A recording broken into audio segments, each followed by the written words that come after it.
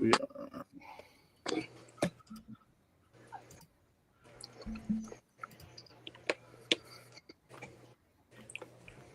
Well, see, now I forgot how to do it already. And now we look like, oh, wait a minute. I push this button right here. Now we look like.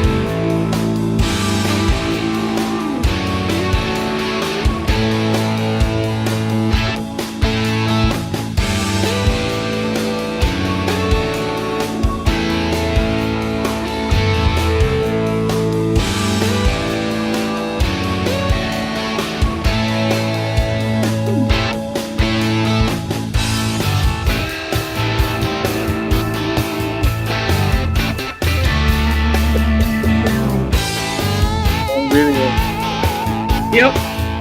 You're in. I'm the bozo today. You gotta delete that thing, dude. I thought I did.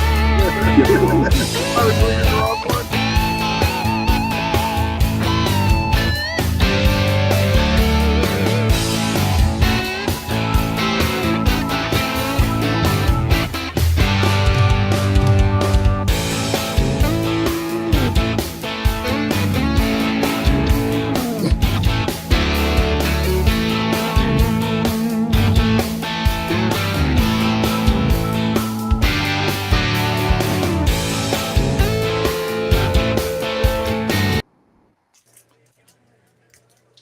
Oh, well, I get us all up here. All right, guys. Thanks for hanging out. We'll talk I got to get this figured out. But either way, hang on, Frankie. Let's get you added to the stage. Uh-oh, I lost Frankie. No. Where did he go? You lost Frank. Yep, he was here just a second ago. He was. Maybe he'll come back. We'll keep an eye out for him. Where'd he go? Let me know. message him. Say, Frank, where are you, Frank? Well, so there you go. We're still obviously working. Let me accept full responsibility because it is my responsibility. We're still working on this intro thing. We'll get it figured out. That is the long version that we all decided was entirely too long, so we kind of shortened it up there. But apparently, I deleted the wrong video, so and now we lost Frank. So we're starting out our Sunday like we've been drinking all day. But honest to God, I haven't had anything yet. Computer froze. It says. Computer froze. Oh no, not the frozen computer. But anyway, happy Sunday to everybody. What's going on, everybody? Living the dream. What about you, Mr. Tim? How you doing today? Enjoying your weekend? I'm good, gentlemen. I'm good. How are you? Living the dream. Living the dream. But again, I did find out that nightmares are dreams too. I think Sarge taught me that, and I think he was right. Nightmares are dreams too. Yeah. Yeah. I keep telling myself it's only a movie, but that don't seem to help now. No, yeah, except for then I find out it's not a movie. Right. Yeah, exactly. Exactly. Real life. Real life. Oh, crapola on a stick. But we at least it's a 3-day weekend, right? I mean, Yeah. Well, 2-day for me. So it's a legit weekend, but it's okay. That's it. Oh, you worked yesterday, Jason? Yeah, graduation was Oh, yesterday. yeah, that's right. That's Yeah. right. I forgot. Yeah. Did a full day at work, and then got out and shot down to Rochester to see Kylie or Dover. Yeah. So Nice. Well, I was going to work Saturday, but I ended up borrowing a skid steer from work and to do some work here around the house. And a buddy of mine, I didn't realize how heavy those little machines are. I've run a million of them, but I never really paid attention to how heavy they were. yeah. And I got a little car trailer, and I was looking at my car trailer, and my car trailer is a 10,000-pound car trailer. A skid steer weighs 12,000 pounds. There he is. Here he is, Mr. Yeah. Handsome. Sorry Hey. about that. My agent told me to hold out for more money, so I'll get a little job I action. thought maybe. Oh, I should remove you then because there is no money. Right. Listen, you're on the same pay scale as Tim and Jason and myself. We all make the same percent. Yeah. But 0% of 0% is zero. We're like a garage band. We're like a cover band that plays bars. Like, do it for free. This, for the exposure. Right. Exposure to what? More bars that'll not pay us either. Right. You're polishing your craft. Okay. Yeah. Yeah. Okie dokie. A guy said that to me once when he asked me to build the model for him. He goes, like you'd be getting a lot of. It wasn't even like a model. It was a radio control plane. Because, yeah, but you'd be getting exposure. I'm like, yeah, exposure to more people don't want to pay. No thanks. Yeah. I'll pass. That is entirely correct. Shameful, but true. Yes. But anyway, I borrowed the skid steer, and then I realized how much it weighed, and I called my buddy up, but I'm like, hey, man, because he's got a construction company. I'm like, dude, I don't know what you got going on this weekend. Is there any way I could either borrow your truck and your trailer, or you'd come by here and help me out or whatever? And he was like, yeah, I'll be right over. So he drives over to the job site. We load the skid steer up. And he's like, I'm building a new house, right? I'm like, let me guess. First stop with the skid steer, your house. And he was like, yep. I spent all day yesterday in a machine with broken AC, but it was enclosed cab, but it's broken. And it's a skid steer, so it's like a hot box inside of there. Yeah. Grading around his house so he can get ready for concrete. And then by the time I got done with that, I was like, man, I worked harder today than I did if I'd have just gone to work. And then I had to go back this morning and get it so I could do work here at my house. I'm like, I'm doing more work on my day off than I am, or my weekend off than I am if I just gone to work. Yeah, you're going to have to go back to work just to relax. Right. Yep. That's how it was when I first got married. We lived in a 2-family house with my mother-in-law and my father-in-law. So if I took a day off, it was like, oh, good, Frank's home. I'd spend the whole day going from doctor's office to doctor's office. Yeah. Yeah. I don't think you understand what a day off means. Yeah. Been there, done that. My girl used to do that to me. She's gotten much better, but she used to do that to me too. Like, oh, you're home. Yeah. We gotta go here. We gotta go here. We gotta. No. Yeah. Listen, my ex-wife used to do that to me, and I smartened up. And even when I would get out of work early or have days off, I wouldn't stay home. I'm not. I'm hiding. Yeah. I'm hiding.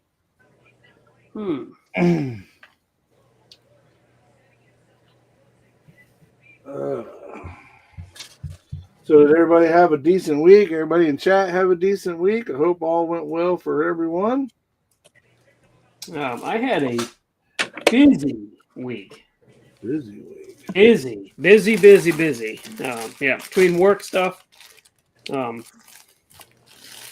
family stuff, I didn't have any time to do anything. We had graduation week this week at the school, so that was a bunch of extra stuff to do, and then family stuff. So we We welcomed a second grandchild into the family, or third grandchild, Hey, new congratulations. grandchild into the family. Congrats. Thank you. So that was fun. It's hard to believe Heather's a grandmother at 25.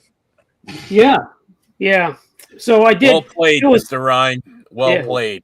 Well, it was funny earlier when you said that, Tim. I went in and I was telling Heather that, and she goes, "Yeah, you better tell Tim I'm not afraid to throw hands. Don't call me grandma." And what did I tell you? I could use a good ass kicking. Yeah, right.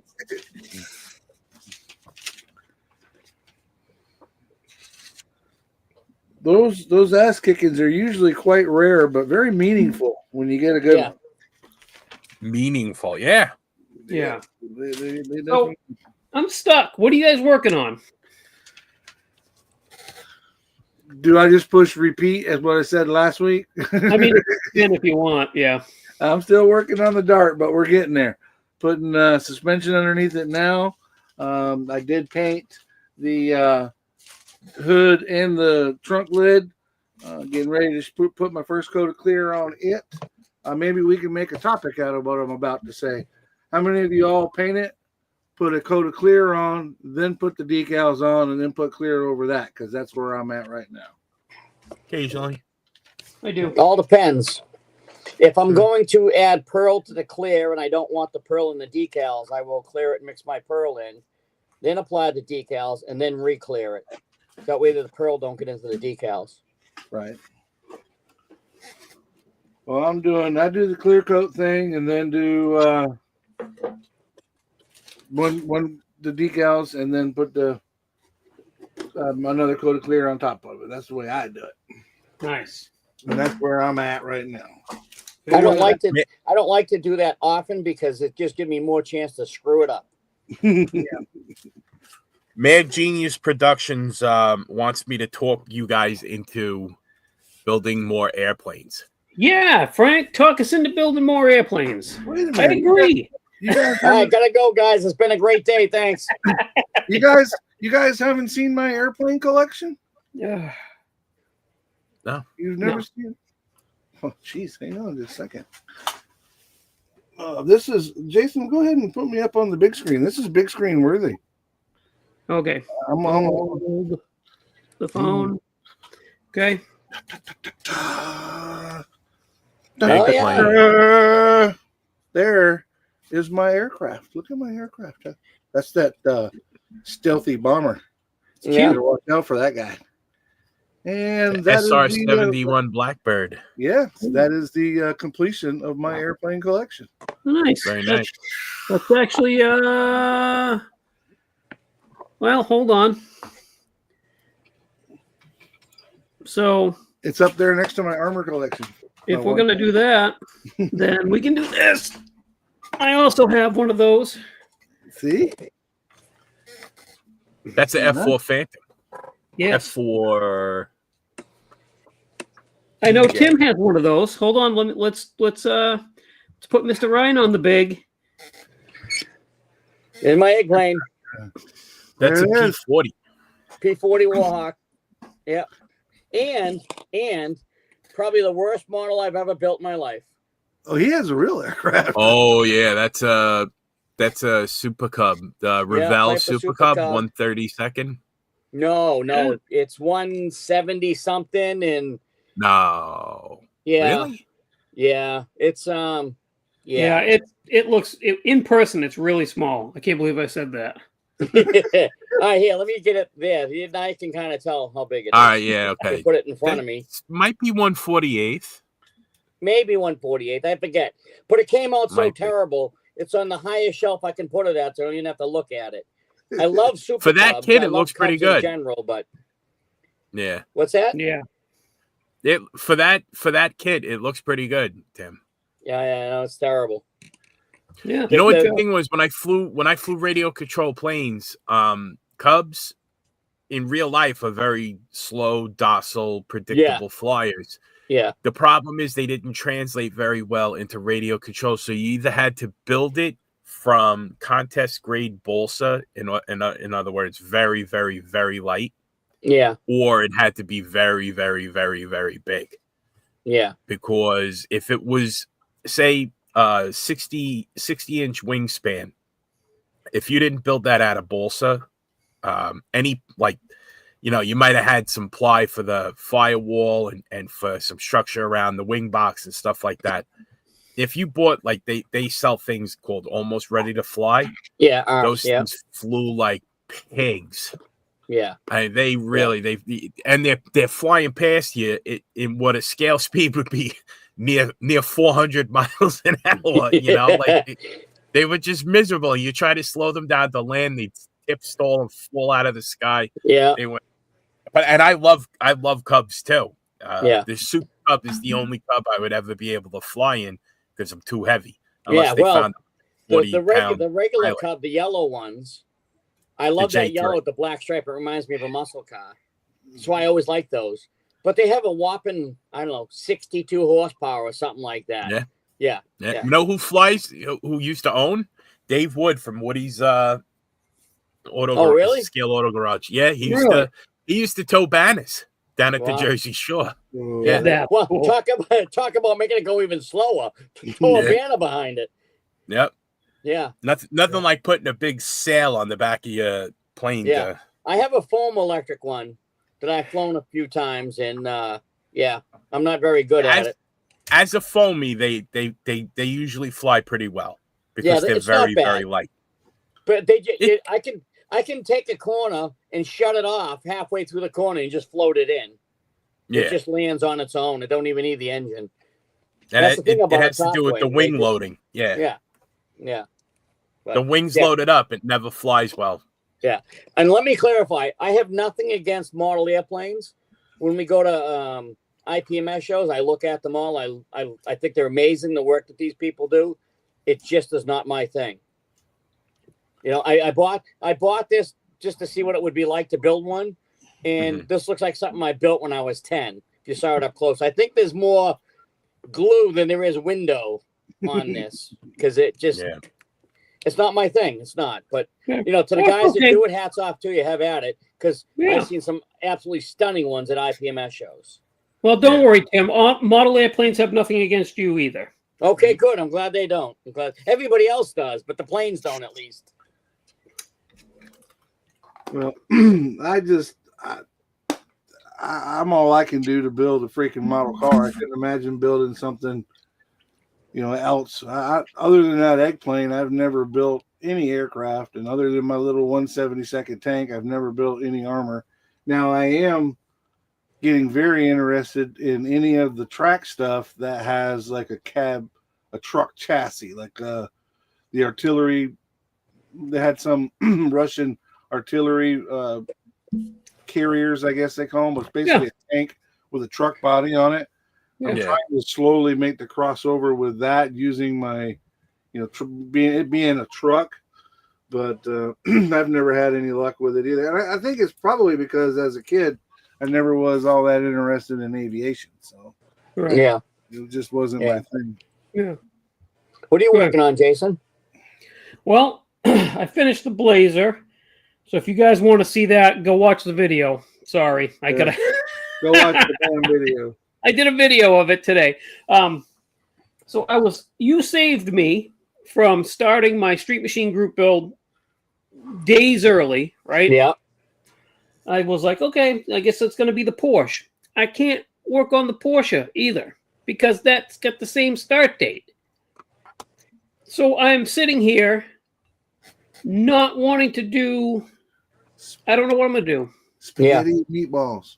Spaghetti. I'm in the same boat. I finished that with the wagon, the shiny wagon. Yeah, that looks great. It does. I saw your pictures on that. Yeah. So there's the shiny wagon done. And within an hour this morning, I built the trailer that the crapper goes on. Oh, nice. Nice. Yeah. Oh, I know what I can do for the next. When's the 1st? Saturday? It's after the 31st. That's usually how that works. It's the first day in July or June. June. First day in July. Huh? So when May's over, then it looks good on that trailer. It does look good on that trailer. Yeah. You guys get Steven, I said that in the video, buddy. Go back and watch it. Okay. Where is my calendar? You guys are going to make me work for this, which is fine. Everything is fine. Okay, so Sunday I can start on either one of these builds. So I'm going to work on the pulling tractor from MCV Products. Nice. Have you been working on spaghetti and meatballs at all? Well, I could work on it, but I'm not. There you go. If you're not, you're not. Did you hear what happened on the show? The Thursday show, the AMC Live, with Jason and Bruce and who was on there with me or with us? They all decided that because I'm doing this Pro Mod Pacer for the Pro Stock every effing thing, and I'm doing the Pacer for the y'all's group build for the rally car, that now I need to do a trailer so I can pull the Pro Mod trailer with the Pro Mod Pacer with the rally car Pacer. So somehow, goodness, it all turned into white trash racing. That's all right. It got worse, Mike. The Andre Bezrodny released a 4-door 1969 Rambler today. Oh man. Steven, VCG Resins. It's tagged in the description of the video as well. Go check him out. He's got them for sale. Must be talking about the KC lights. Yes. Yeah, those are cool. Yeah, I get one from Joseph at Fireball. I just ordered some.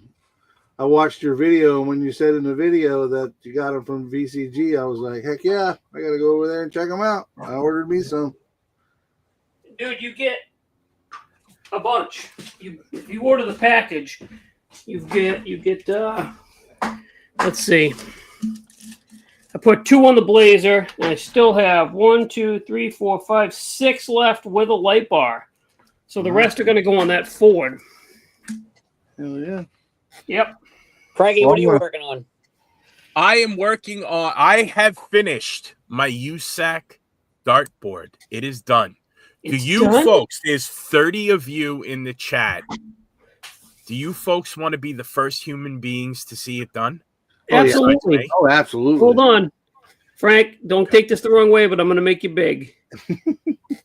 And Frank, what makes you think I'm a human being? That hurts, Jason. That What? hurts. Why does it hurt? Because I'm fat. No. Man. All right. I'm an idiot, I guess. I'm just kidding. You're welcome, Steven. There it is. Holy smokes. Dude, that thing is stunning. Yeah. All right. So, let me put Listen, it on. anybody want to buy all my stuff? I'm not building no more. All right, I'm done. I'm done. Throw I'm down. retiring. You flatter me. Let me get something so you could get an idea of the stance.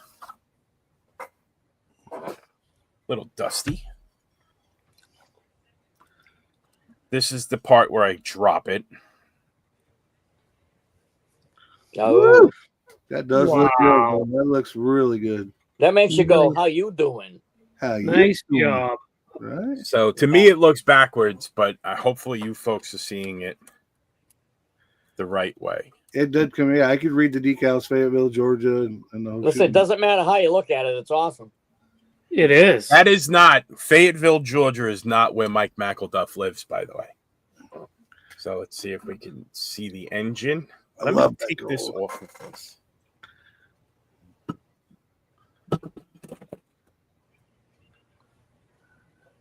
I Oh, love that gold, man. That dang. looks so good. His Dude. camera froze at the perfect time. That's awesome. Nice, Frank. Hell That is beautiful. yeah. Beautiful. And you can make out hopefully the glass packs underneath. Oh, yeah. Yep. The underneath. Yeah. I prefer the over restored look. Yeah, me too. Yeah. Instead of fogging it on. There are some cases where I'll do like a factory stock representation, but I prefer the over restored look. Yeah. For my Mopars. So that came out good. Naturally, when I was gluing the door handles on, I had super glue and it stuck right to there, but I saved it. Nice. This was almost a Hulk smash. Almost, huh? It was almost. Yeah. It was very close. So it came out. I like the stance. I like the wheels. If I had to do it over again, I wouldn't have chosen the center lines or these slots. I might have went with the what are those? What are the ones that look like Magnum 500s, but they're not? Everybody? Magnum 500, but they're not. Yeah, they're kind of like the not Dayton's. Oh gosh. Now you're trying to make me think. Yeah, what's up with that, Frank? I gotta go run and get my thinking fluid. I'll be right back. Thinking fluid. That's that. Nice. Get So the name of them. I can't remember either. I know the wheel you're talking about. I'm just complete blank. Yeah. Anybody in the chat? Anybody? All right. So now what I'm working on is my coast to coast model car club, which was due. Oh, okay. Hold on. Let me put like back on big. Oh, nice. What color is that, 68 Frank? Dodge Charger. That is not frost green metallic. It is not that either. 6858 MCW Automotive Finishes avocado green metallic, number 6858, which I believe is 68 F8 green. But 69 F8 green is different. F8 green, yeah. But the reason why I asked 68 and 69 are different. Marcos Cruz is doing a CUDA with one of those floral tops on it, and it looks like the same color. Yeah. You don't say. Yeah. A floral top? Yeah, it's cool looking. Weird. Really? Yeah. Where did he get the decals? I don't know. I didn't ask. I just asked him what color it was, and he said it was Splash SP170 F8 green. Wow. I wonder where he got the decals from. I don't know. I have no clue. As far as I know, nobody makes those. Exactly. No, yeah. I heard if you go behind this warehouse at midnight with a trench coat and you flash the light 4 times, some guy appears and will get you something That's like weird. that. I'm not sure. I'm not sure I want to do But that. it's a bad part of town, so most people won't do it. Yeah. Mark Conkham is not that bad. Well, seeing where Frank was showing stuff, I mean, I did a video, so you know what? I'm still going to show it, though. I'll show the Blazer real quick. Yeah, please show the Blazer.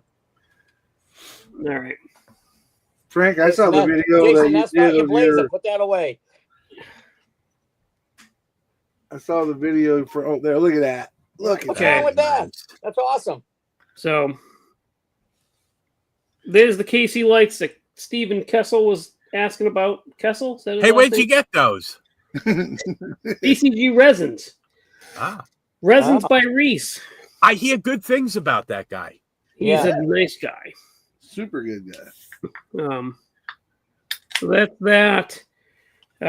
Somebody else asked a question in the comments. Did I mean to leave the window like that? And I explained in the video, yes, I did. I've always wanted to do a model with a window half down. Really wanted to do the side window half down, but I've never had an opportunity to do so. So I saw this opportunity and took it. If you you know what I think I'm going to start doing, rather than making videos, I'm just going to write an essay about and I'll just post it on WordPress or something. That's fine. That'd be cool. So this hood. No. Hold on. I don't know how I'm going to do this because this hood is not cooperative, but there's the engine. Where's my Very nice. camera? I love that thick breather. That is so typical of that gear, that big old thick heavy breather on there. Yeah. Air cleaner. Yeah. So as you can see that little gray spot on the bottom of the hood, that's because the hood hits the thick breather. You'll And get then that on them big jobs. This is what it looks like hood down. So Yeah. I think it I'm looks like that. happy.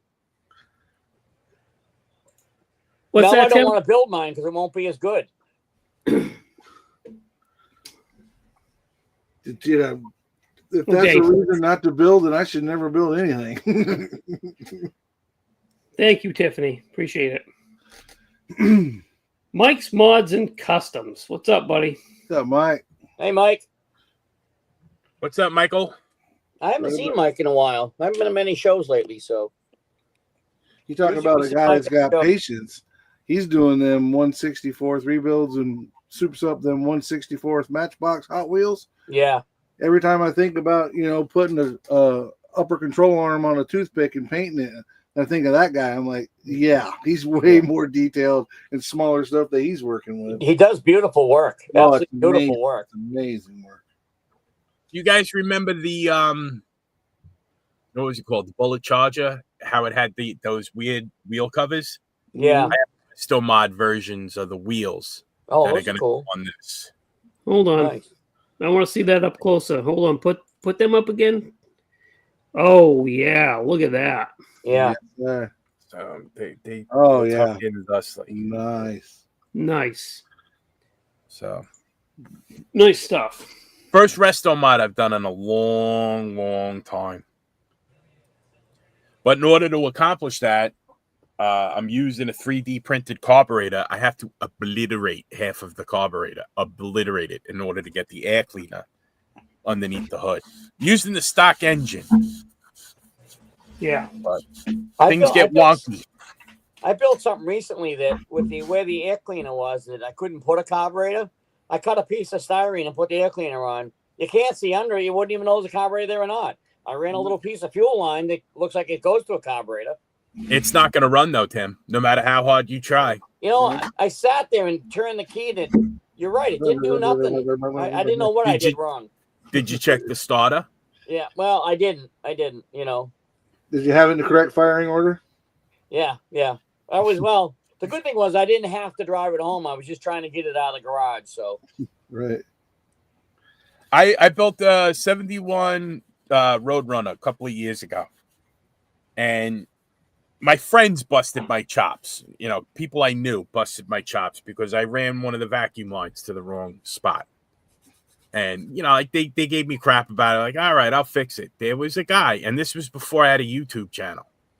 I just had the Facebook page. There was a guy. Did you fix that yet? Now I'm not fixing it. Yeah. The stars will burn out before I fix that. And every now and then I would post pictures of it still not right.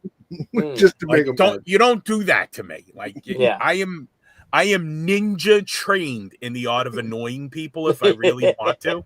So if you're gonna annoy me, you better buckle up. You're in for a rough ride. Bring your game. The stars will burn out before I fix something. If you're gonna really break my chops over it.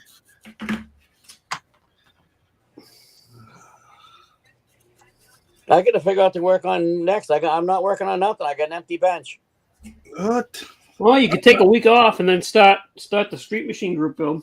Yeah, I might do that. I might. When is that? June 1st? When is June 1st? I don't know. Right after the 31st, from what I'm told. Yeah, why were you looking at the calendar, Jason? You never said. This is me ignoring you. I missed why you were looking at the calendar. I know we broke your balls, but why were you looking at the calendar? I was looking at the calendar to figure out when the first was in relation to what today is. All right, so when is the first? What day? Sunday. Next Sunday. A week from today. tomorrow. Sunday. No, a week from today. Time. A week from today. Yeah. Today's the 25th, right? Yeah. It's a 3-day weekend. I've checked out of reality on Friday at 3:00. Yeah. I've been checked out of reality. I have the because they have a big air show at Jones Beach every year for Memorial Day weekend. Yeah. So during odd number years, MacArthur Airport, which the threshold for one of the runways is about 4,000 feet that way. They have the Thunderbirds, and this year there's two. It looks like 2 Air Force F-35s and 2 Navy F-35s. You could tell that the Navy, they were Navy because for some reason they're at an airport in Long Island. They have the wings folded up. Oh, okay. Yeah. You need the room. Okay, cool. But on the F-35, the Navy ones have 2 tires on the nose landing gear. So there were 2 of those parked there. And being that it's Long Island, they had boots on them because they didn't pay for parking. They don't live in the town of those cars aren't from the town of Islip, so they didn't pay for parking. They got booted. It's terrible. That's awful. But what's cool is they always use there's one runway that they use, runway 6 or runway 24. It's just the same physical runway. It just depends on what end you're approaching from. So military planes do this thing called the overhead brake, where they'll overfly the runway at a certain height and then pop up and swing around as fast as they can, like really hard turns, and come around and land. If the planes do, no matter what direction, if they're landing on 24, 26, as long as they're 24 or runway 6, as long as they fly the overhead brake to the west, they're going to fly right over my house. This year, everything was to the east. No, so you didn't get to see I that. don't know. Yeah, I don't know what the beef is with the boss of the Thunderbirds, but what's up with that, pal? Colonel, if that's your real name. Right. You can't fly over my house? What? I'm not going to shoot the plane down. I'm not going to do anything stupid. I'm not going to flip you the bird. I wave. Well, you say that. The Red Baron was shot down from somebody with a shotgun on the ground. What? If you read the history of the Red Baron. Really? He got shot down by a guy with a shotgun on the ground. Read it. Read I was led to believe that it was done by Snoopy on Christmas Eve. No. Yeah, that was machine guns. No. Yeah, I read the history about the and Red Snoopy Baron. was flying a doghouse. Are we reading the same history books, Tim? Snoopy was flying the doghouse because his wife put him in it. Wait a minute. We're talking about a different Snoop because the Snoop I know wouldn't be able to see nothing to shoot it anyway. Yeah, that's not the right Snoop, but No. Okay. Different Snoop. Different Snoop. Yeah, the Red Baron was shot down from a guy in the yard, and when the plane crashed, it was the first time in history that people wanted memorabilia. They were taking pieces of the plane because it was the Red Baron. It was a pretty cool story. Did they get it? I didn't I would know imagine that. they got it. Yeah, and then he died, and they buried him in that country, and then they flew him home and gave him a proper burial in his own country, which was kind of wait a minute. How they buried him, then flew him home? Well, after after the war was over, they sent them home for a proper military burial. This dirt is heavy.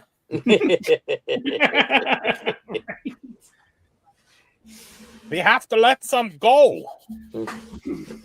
I consider myself a little bit of a history buff, but I just learned something because I did not know that. I Yeah. didn't know that either. I wasn't big on World War One because it was World War One. The more you get into it, was super depressing. Like everything. Not that any war is cheerful, but Right. everything about World War One, especially for the people that fought it, was horrifying. Well, being my last name is Rhine, Rhine, you don't get any more German than that. The Rhine River, the Rhine wine, all that stuff. So I've always liked the Red Baron when I was a kid for whatever reason. So one day I just read some history about him, and yeah. Do you ever get, being as German as you say, as you claim, Tim? Do you ever get lick it up and invade France? No. You just get No, yourself no. happy. You know what? We're crossing the line. No, but I'm not a big drinker. But when I do go to Disney, I go to Epcot. I do go to Germany just to drink the beer. Yeah, we went to the last time we were there. We went to Germany. Yeah. Deutschland. When I was a kid, my father used to yell at us in German, but he hasn't done it in years. The neighborhood I grew up in was very German. Yeah. David, that was me posting. For some reason, when I post, it shows both Jason and myself. I don't know why it does that, but you said your dad was anything after 61 or 60. And mine's 69. What is happening?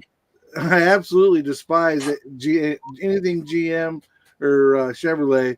But prior to 69 and prior, there was a lot of cool. They had a lot of cool cars. But after that, I wouldn't give you a nickel for the first one. Really, 70 was the pinnacle. Because it had the 454. Because they put a truck motor in a car. Yeah, but it would that 454 they put in that car would rattle the teeth out of your head just idling. It would. You're right. Yeah. But I never was, and really that car was still that one. That's probably the only one. That and the 71 Cuda, those two probably transfer over to the 69 because they were essentially the same car body. That 70 was just changed the grill out, which is the same thing they did in the 68 to 69. The differences were so minor, but once they got into that gas crunch thing and they started making teeny tiny things and all that, it's like, Oh yeah, and in 70 you could get a 454 with 450 horsepower, and 71 you could get it with 190. Right, that was it. Yeah, but they were always, all of them underrated their stuff back then. But of course they did. Of course they did. They said that the LS6 was more around 550 horsepower. And if anybody tells you they got an LS6 and you can't hear it 3 blocks away, they're full of shit. Right. Because they're a solid lifted cam. And like I say, they rattle the teeth right out of your head.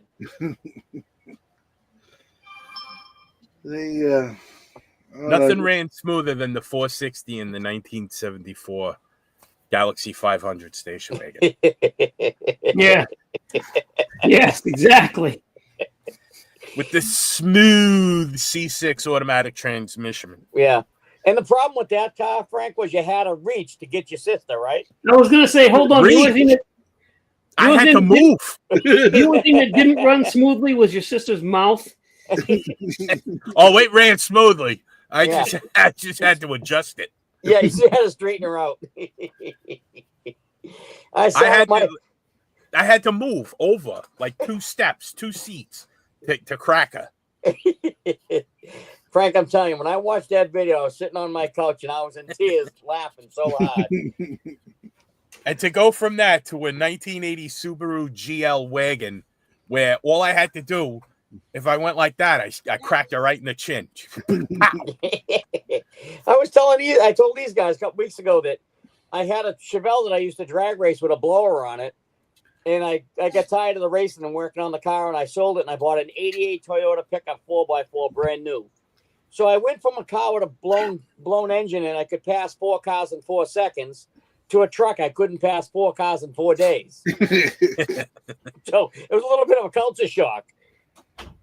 Well, my parents gave that car away, the Subaru. They gave it to my cousin. I was taking the bus to college. It was 2.5 hours each way. I once walked just to see. It took 2 hours to get home, but the bus was 2.5 hours. I don't know how that works. And what did they do? I had my license. They gave the car to my cousin who lived out here on Long Island.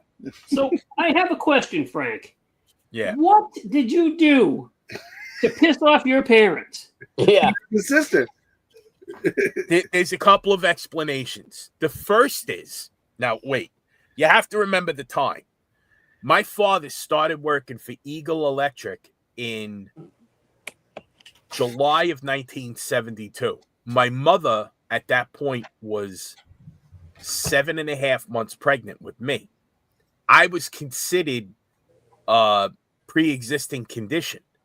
So my childbirth was not going to be covered by insurance. So my parents, my father, like he got this job and it was like a big promotion. They had taken, he took like whatever money they had and he put it down as a deposit on a Lincoln Continental. But because they needed to pay for my childbirth, they lost the deposit on the Lincoln because they couldn't afford it. Like they ordered the car, put the deposit down, and then found out, oh yeah, by the way, we're not covering this kid's childbirth. And I was their first credit card charge, the bill for my childbirth. So right then and there, the old man had a sour taste in his mouth. It didn't help. I wasn't a bad kid, but I was the type of kid where if you started with me, I finished it and I went overboard. Like I would never walk up to you and pick a fight with you, but if you picked a fight with me, I was coming at you, and I don't care if I had to bite you. You were gonna get hurt. If you were gonna hurt me, I was gonna hurt, even if I had to bite your ankle. I didn't care. And I was also a little bit rambunctious. So Frank, what you're telling us, you were the inspiration for twin beds in your parents' house. Oh yeah. So I'm They were guessing done you're, after me. I was gonna say, I'm guessing you were the after you. There was no more children's. No. Yeah, and your father, your mother kept saying he's a cute little shit, and your father kept saying, "Let's flush it." Yeah, my father did not like me at all. My mother liked me. My father did not like me, which is fine. I understand why. Like, I get it. I very much had the same relationship with my sister. So in 1981, when I'm 10 years old and she's 7, we're riding in the back of a brand new CJ7, which if you've ever been in the back seat of a Jeep, you're touching, right? I don't care if you're grown adults or whatever, you're touching. So like you said, she was an elbow shot away, just that quick. Yeah. Well, my parents decided that if that's the way they're going to be, in 1983, when he traded in the Jeep, he bought a Subaru Brat. Now, if you are not familiar with a Subaru Brat, it's a very small El Camino version of a Subaru in the 2 back seats or in the bed of the truck. Or in the bed of the truck. And there was like handles. There were handles attached to the seat. Yeah, I remember seeing handles. Yeah, that's where we rode.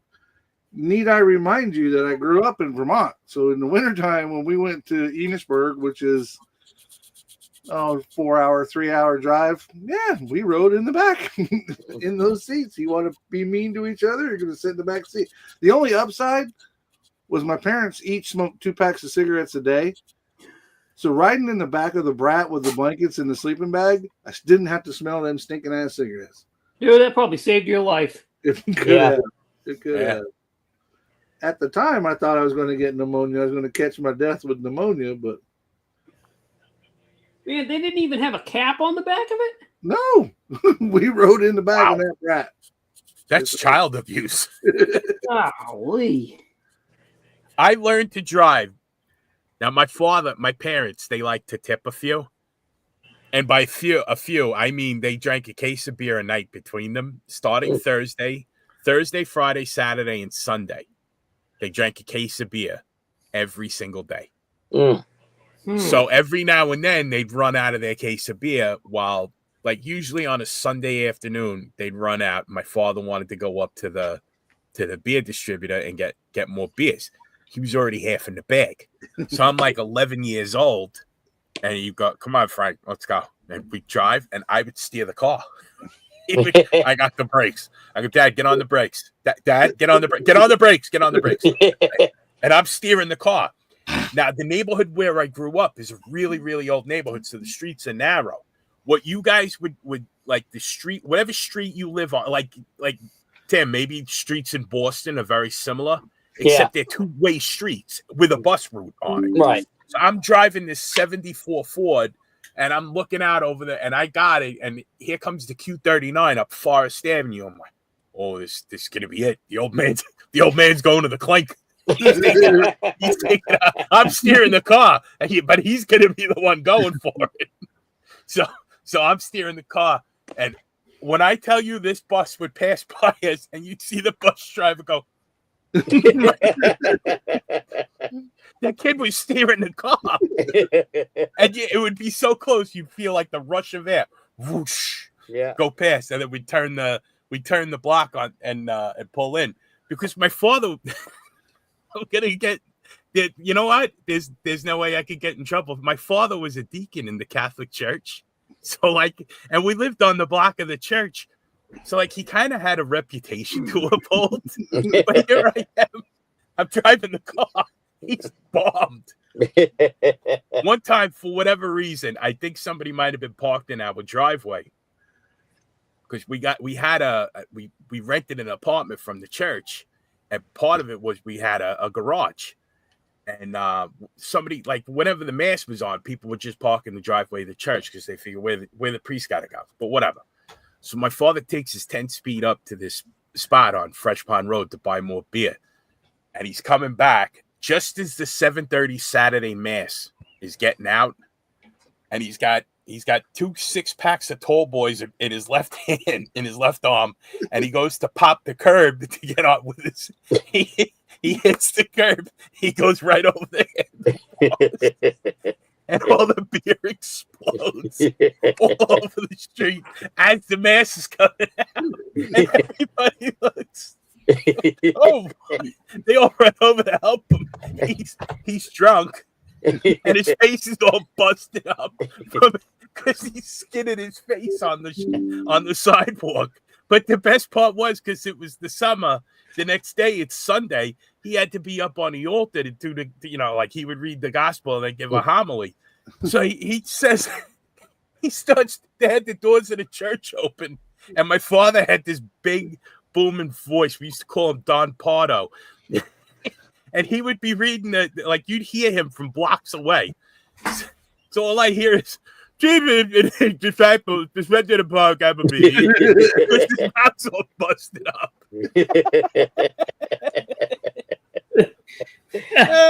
And that's why he hates me, because stuff I used to tell stories like that. That's funny. And embarrass the shit out of him. That reminds me of I have a similar story about my dad. So my dad didn't hate me, but sorry, Frank. I had my learner's permit, right? 15-year-old kid, learner's permit. He says, let's go down. There's a pizza place so I grew up in Somersworth, New Hampshire, which is southern New Hampshire. The neighboring town, Dover, there was a pizza place that he knew the owner, Rogers Pizza. And him and my mother, they lived there. He would do work for the guy. I ate more dinners there than I did at home. They were also like the tip back, the old beers. Let me tell you. Anyway, so he says, "Let's go to Rogers. Get you a pizza for dinner." I'm like, okay. He's already half in the fucking bag, right? So he's like, "You drive." So we got the first F-bomb of the episode, by the way. Yeah, sorry. We drive down there. We both go in. He has a pitcher of beer by himself. I drink a Coke. I'm like, "Are you gonna order the pizza, Dad?" "Oh yeah. I'll order the pizza right now." So he orders the pizza, and I'm like, "Okay, I'm gonna go sit in the car." He's like, "Okay, I'll be right out." I go into the car, and I'm sitting in the parking lot, and another 45 minutes goes by. No Dad, right? So I'm like, okay, what is going on? I go back inside, and now he's had since a second pitcher of beer, and he's got the pizza. They're giving it to him, right? So he says, "Go get the car warmed up. I'll be right out." I'm like, okay. So I go out, start the car. When you step out of the door of Rogers Pizza, it was onto a concrete platform, and then you had to turn hard right and go down 5 stairs. There was no railing, though. Okay. Oh. And then there was the stairs. Then there was 3 parking spaces, and then there was a road that goes steep downhill behind it. If anybody from New Hampshire has been to Rogers Pizza, you know exactly what I'm talking about. It's a pretty famous spot. So I'm in the car. It's idling. Here comes Dad. Walks out the door. Doesn't go hard right. Goes straight. No. Steps off that thing. I mean, Face doesn't plant. put his hands out. It's like a 3.5 foot, 4 foot drop, right? Oh. On the ground. Pizza skids across the parking spots, up over, and then down into the back parking lot. I'm like, he gets up, brushes himself off,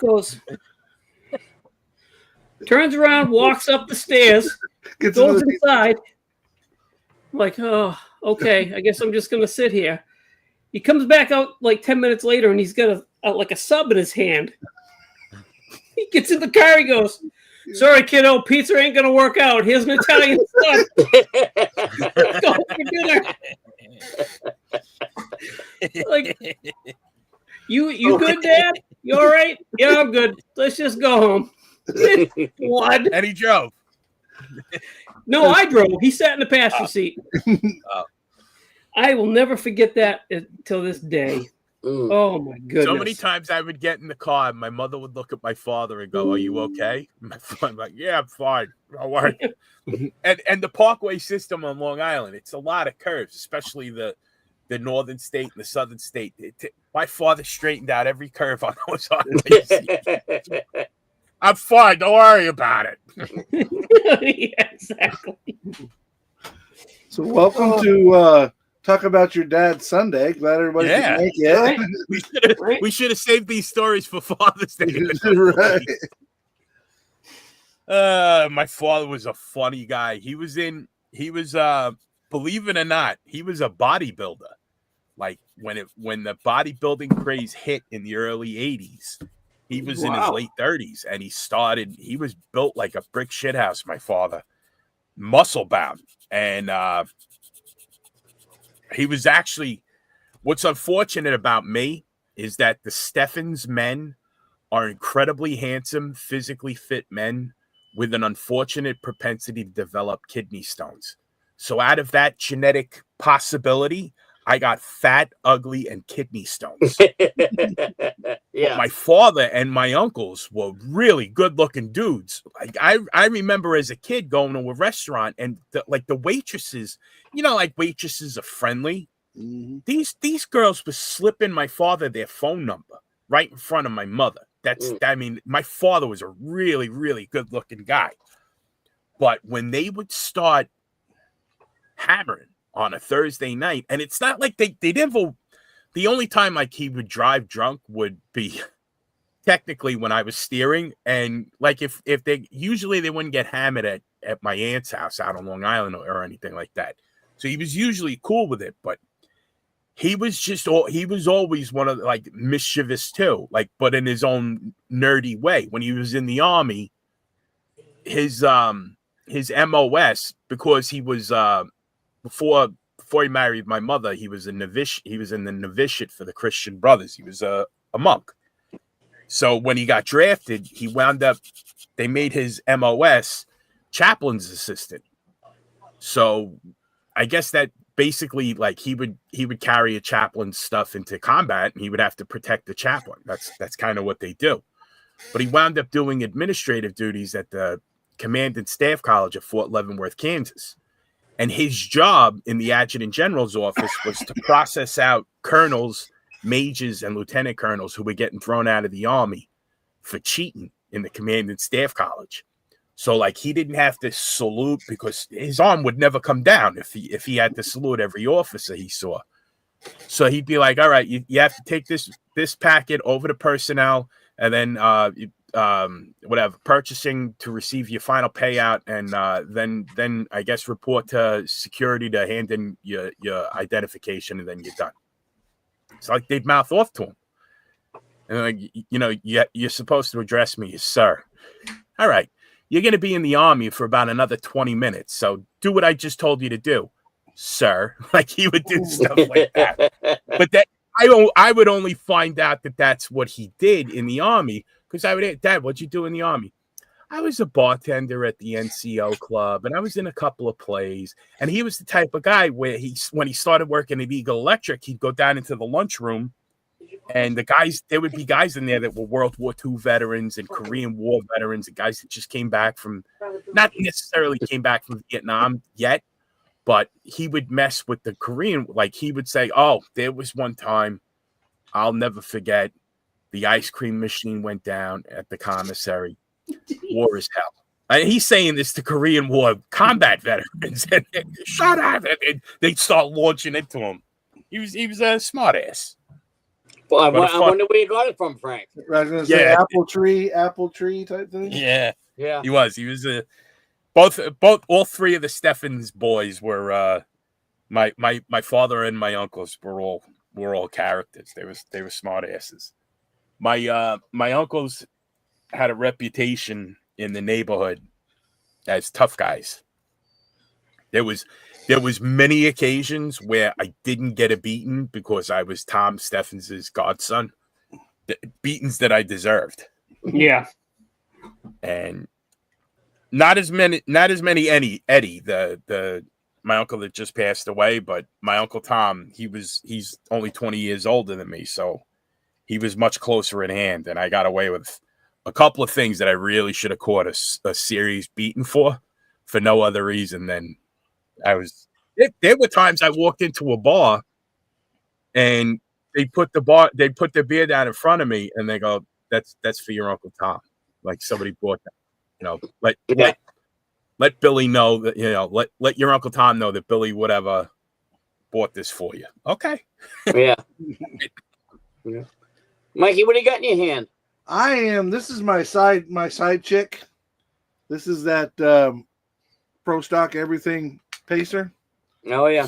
It's a Jimmy Flintstone body, and I don't know if you've seen it, but it's a Jimmy Flintstone body, and this is all I got with it. Now, for the longest time, I bought these bodies because I thought they were cool, but didn't have any idea of how I was going to finish the kit. Right? I didn't, just didn't. The scratch building I do a little bit of modification stuff, but scratch building just seemed to me like it was way more than what, I could do. I still feel the same way. It's achievable, man, especially with the 3D printed stuff. So we'll take a quick look at this chassis that I got. Right. So looking at just the chassis, this is a 3D printed chassis. Now I can't tell you where I got it from because he asked that we not talk about it, but I can tell you this: you can get the front half kit and the back half kit from VCG Resins. Just saying. So I got this whole chassis, and we got it up in there. I did some modification stuff that I'm used to. Basically, I had to move the back half and raise it up a little bit. Something we've all done, with the Novas and that sort of thing, because the back half kits are so nice. So I got the chassis to where it fits in that Pacer really, really well. I mean, it fit in there really nice. And it's just, you can see the bottom of it. It looks like the wheelbase is correct. Yeah. Like it's supposed to. But there's still no interior. Now it's a race car, so I don't have to go crazy as far as, bucket seats and bench and, console and all that. So I ended up taking a pre-printed NASCAR roll cage, put that in there.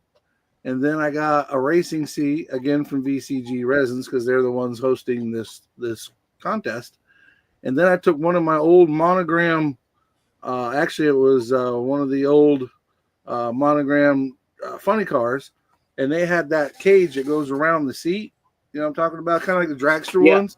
Yeah. And you can't really see it in there, but I extended the rods from that cage and sending it down to the floor to make it, so I didn't have just pieces. Hang on, let me put it up on the big screen. Maybe you can see it a little better. Just a little layout. All right, so you can see the seat, the cage. Actually, we turn it this way. Oh yeah, I can see it there. Yeah, you can see the rods going down to the floor. So I just extended them, and as I'm building it, I'm like, man, this is really coming together.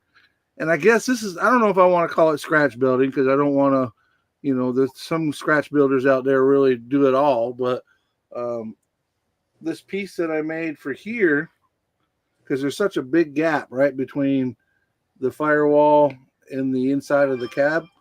So I made this piece, which is 100% scratch built, and that's going to fit in there like that.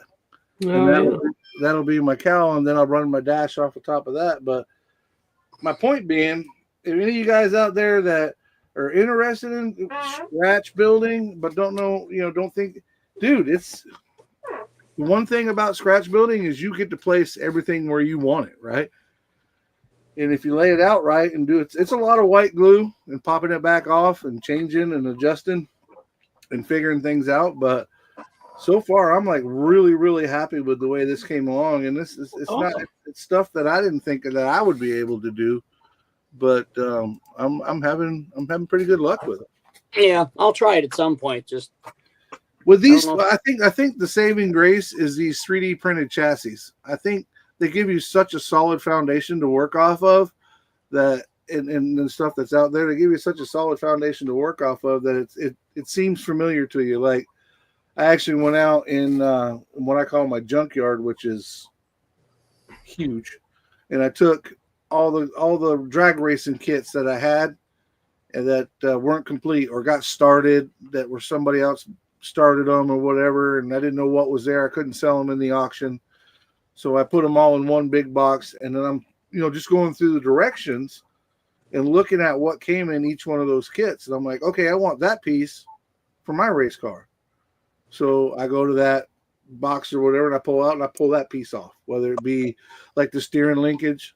They got one steering linkage that is basically just a rod that runs down with a drag racing thing. So it's got one pedestal that goes to the floor, and it holds the steering column and it runs down through the floorboard. I'm like, that's perfect. That's exactly what I need. Slide it in there, put the steering wheel on the end, and it's all coming together. But it's just pretty neat, and it's something that I had never done and was always scared to do, and I'm having good luck with it. Well, thank you, Jason. I appreciate the applause. Yeah. Yeah. What's up, Kevin? I was talking to a friend of mine this morning, this kid Nick that I've known forever, and he's doing a I guess you'd call it a pro mod Camaro, and he's only on Instagram, so I see him all the time and see the pictures and everything. I said, "Yeah, that's coming along really good." He goes, "Same thing you said, Mike." He said, "With the 3D printed chassis," he goes, "you got such a head start on. It's not as hard as you think." Yeah, it's not. And he was big into drag racing for years. He used to have a Chevelle that would stand on the back bumper when we raced years ago, and he said, being around drag cars, he said, you just know what's what and what's supposed to be there. Yeah. Right. He said, so it's fairly easy. Still seems a little intimidating to me, but well, dude, if you ever decide to pull the trigger on it, first and foremost, we have a mutual friend that can help you with the chassis. No names being announced, but we have him that has a very universal chassis that is easy to adjust to make fit any wheelbase. Yeah. And on top of that, if you ever go digging through, I emptied out, no joke, probably 20 to 25 kit boxes of drag racing parts, whether it be rail drag racing, funny car drag racing, a couple what's that pro streets and not pro streets, pro stocks. So it's all pieces, like none of them were all complete kits, but all had really cool parts on them. And I just put them all in what I call my drag racing box now. So if ever you need a steering column or like a whole complete rear end that has the wheelie bars attached to the rear end, like a real race car would, I got dozens of them out there. All right. Yeah. At some point, I'm going to try something. Just I got to have the right state of mind to do it. Yeah. This one, that's why that's my side chick, because when I'm working on this one, the USAC and of course the Dart roundy round car. This is the one, like when I'm letting paint dry. Like right now, I'm letting glue dry on these upper control arms. So I'll pick that thing up and I'll look at it and whittle on this or get some ideas. And I've heard Jason say this, and I don't know how many of y'all in the chat do this and how many of y'all on cam do this, but especially for the kind of work that I do, I know Jason's very similar in that he works alone. He can put his headphones on or just turn his radio on or whatever. Yeah. doesn't have to really interact with a lot of people. I'm the same way on the bulldozer all day. So in my mind, I'm building this kit, every one of my kits, no matter what I'm working on, over and over and over again in my head, trying to get ideas and trying to think of this and how's that going to work, and then come back and put it to work on the bench. But I to quote Jason, I eat, sleep, and breathe this hobby. I mean, I just when I'm not doing what I got to do to survive, I'm thinking about what I can do or how I can get to my workbench. Yeah. During the day, sometimes I'll look at some stuff, but I don't have much time. Yeah, I'm too busy dealing with grumpy old men that don't know what they're working on. Right. So you know, Frank. Mm-hmm. I don't mess with real cars. That's too much money to. Just like in the house, I don't do electrical and I don't do plumbing because I don't want to flood the house with shit and I don't want to burn it down. Yeah. I will rough a wall and sheetrock all day long. I don't care because there's no lives on the line with that. Yeah. I think Ted said it right. He said I can claim that it's the best of scavenged and salvaged parts. That's probably a better description. Like I said, I don't want to call it scratch built because I've seen scratch built and that's not it. I mean, yeah. I have a huge problem stealing parts out of kits. It drives me crazy. I can't bring myself to do it. I get mad. I won't take one. I wanted the Linko makes a shifting linkage. It's actually, I don't know if you'll be able to see it in my USAC build. Again, I'll put it up here. I brought this up. So if you look down in there, let me get it to where you can see it. Yeah, I can see it. So there's a linkage that runs, there it is. You guys can see it there. There's a linkage that runs from the shifters. Maybe if I come in through without the roll cage, you see it a little better. Okay, there you go. You see that linkage that runs from the shifters and runs down to the center hump. That came in the monogram STP. It came in all the monograms, but this particular one is the STP car, which is one I scavenged to use the USAC. That's it. The same chassis. Firebird? Yeah, the Firebird. I'm putting a Firebird chassis, that STP Firebird chassis, up underneath this Dart because the body in that kit that I had was destroyed. The box had gotten crushed. So all the parts were good, but the body was crushed. But long story short, I got a hold of my friends that do 3D printing, and they're like, we know what you're talking about, but there's no way to really print that. Something about it looked like a loose noodle, right? Because it's so small, and to make it bigger, then it wouldn't be to scale. So I was like, so I put that one on there, but I wanted one for this build too. But I'm like you, I've got another one of those STP cars that is complete, but I am not ransacking that complete car, even though I'll probably never build it because I'm not I'm not a Pontiac guy. Probably never build it. But who's to say that Tim Ryan, Jason, or somebody says, hey man, I really want this. This is my dream car. And that I can send it to you guys and then not be missing a part. You know what I mean? Yeah. But I understand what you're saying as far as I'm not gonna scavenge something out of something that's complete. If it's parts, that's one thing. But if it's complete, I'm not doing it. I hate when I start a kit and I screw something up and I have to buy another kit just for certain parts. Drives me crazy because now the other kit's pretty much useless because I've stole something major out of it. And then it just becomes a parts kit and it just drives me crazy.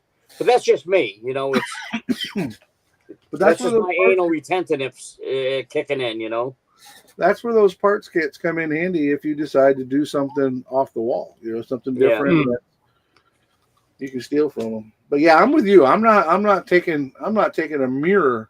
I bought that 54 Hudson. Here's a perfect example. That 54 Hudson that I built, that green one.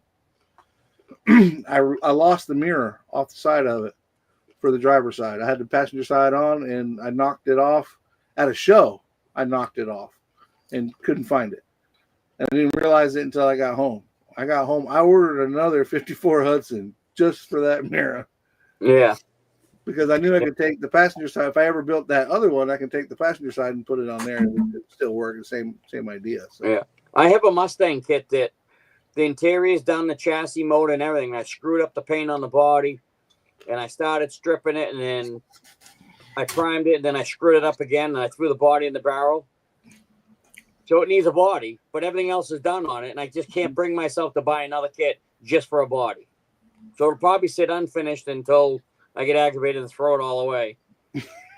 Well, There was a time on Tower Hobbies where those Pro Stock, Pro Street, the Monogram 124th kits were $8.99. I know you could. Yeah. And you could buy them. You could buy them by the case. Yeah. Now, not so much. They're still not crazy expensive right now, but they're $25-$30 a piece. What I didn't realize, and in hindsight's always 20/20, but Jason, you remember when I got lined up with all those kits, and I know you bought some too. I think he might even got a couple of the Pro Stock ones, but Yeah. this guy was a huge Pro Stock fan, and if there was probably 5 or 6 of those STP cars. It was every Pro Stock Monogram kit you can think of. He had them. Mm-hmm. I sold most of them, which was for the guy that his son, so he got the money, which I was happy about. But in hindsight, I probably should have bought more of them for myself than I did. Right. But I kept one of each, and the only reason I kept the second STP car was because of the body being crushed. I didn't sell it because the body was crushed. Yeah. It has been so long since I used STP. Every time you say STP, Stone Temple Pilots flashes through my brain. Whenever I think of STP, I think of somebody with engine problems. STP stands for Stay Together, Please. Right. Chet's in the chat. What's going on, guys? We've been talking so much, hadn't really. Hey, what's going on, chat? Larry's Model Shop is in there too. Yep. What does Mikey have a sombrero on? It's not a sombrero, man. It's my go to hell hat. If you don't like my hat, you can go to hell. It's like a fishing hat. It is.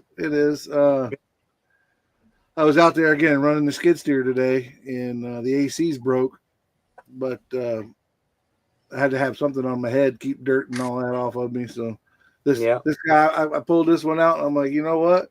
This is one of the 2 hats that Josh at VCG Resins duplicated and decided to put out, because if you guys had seen him, he makes that my little snap-on hat that I wear.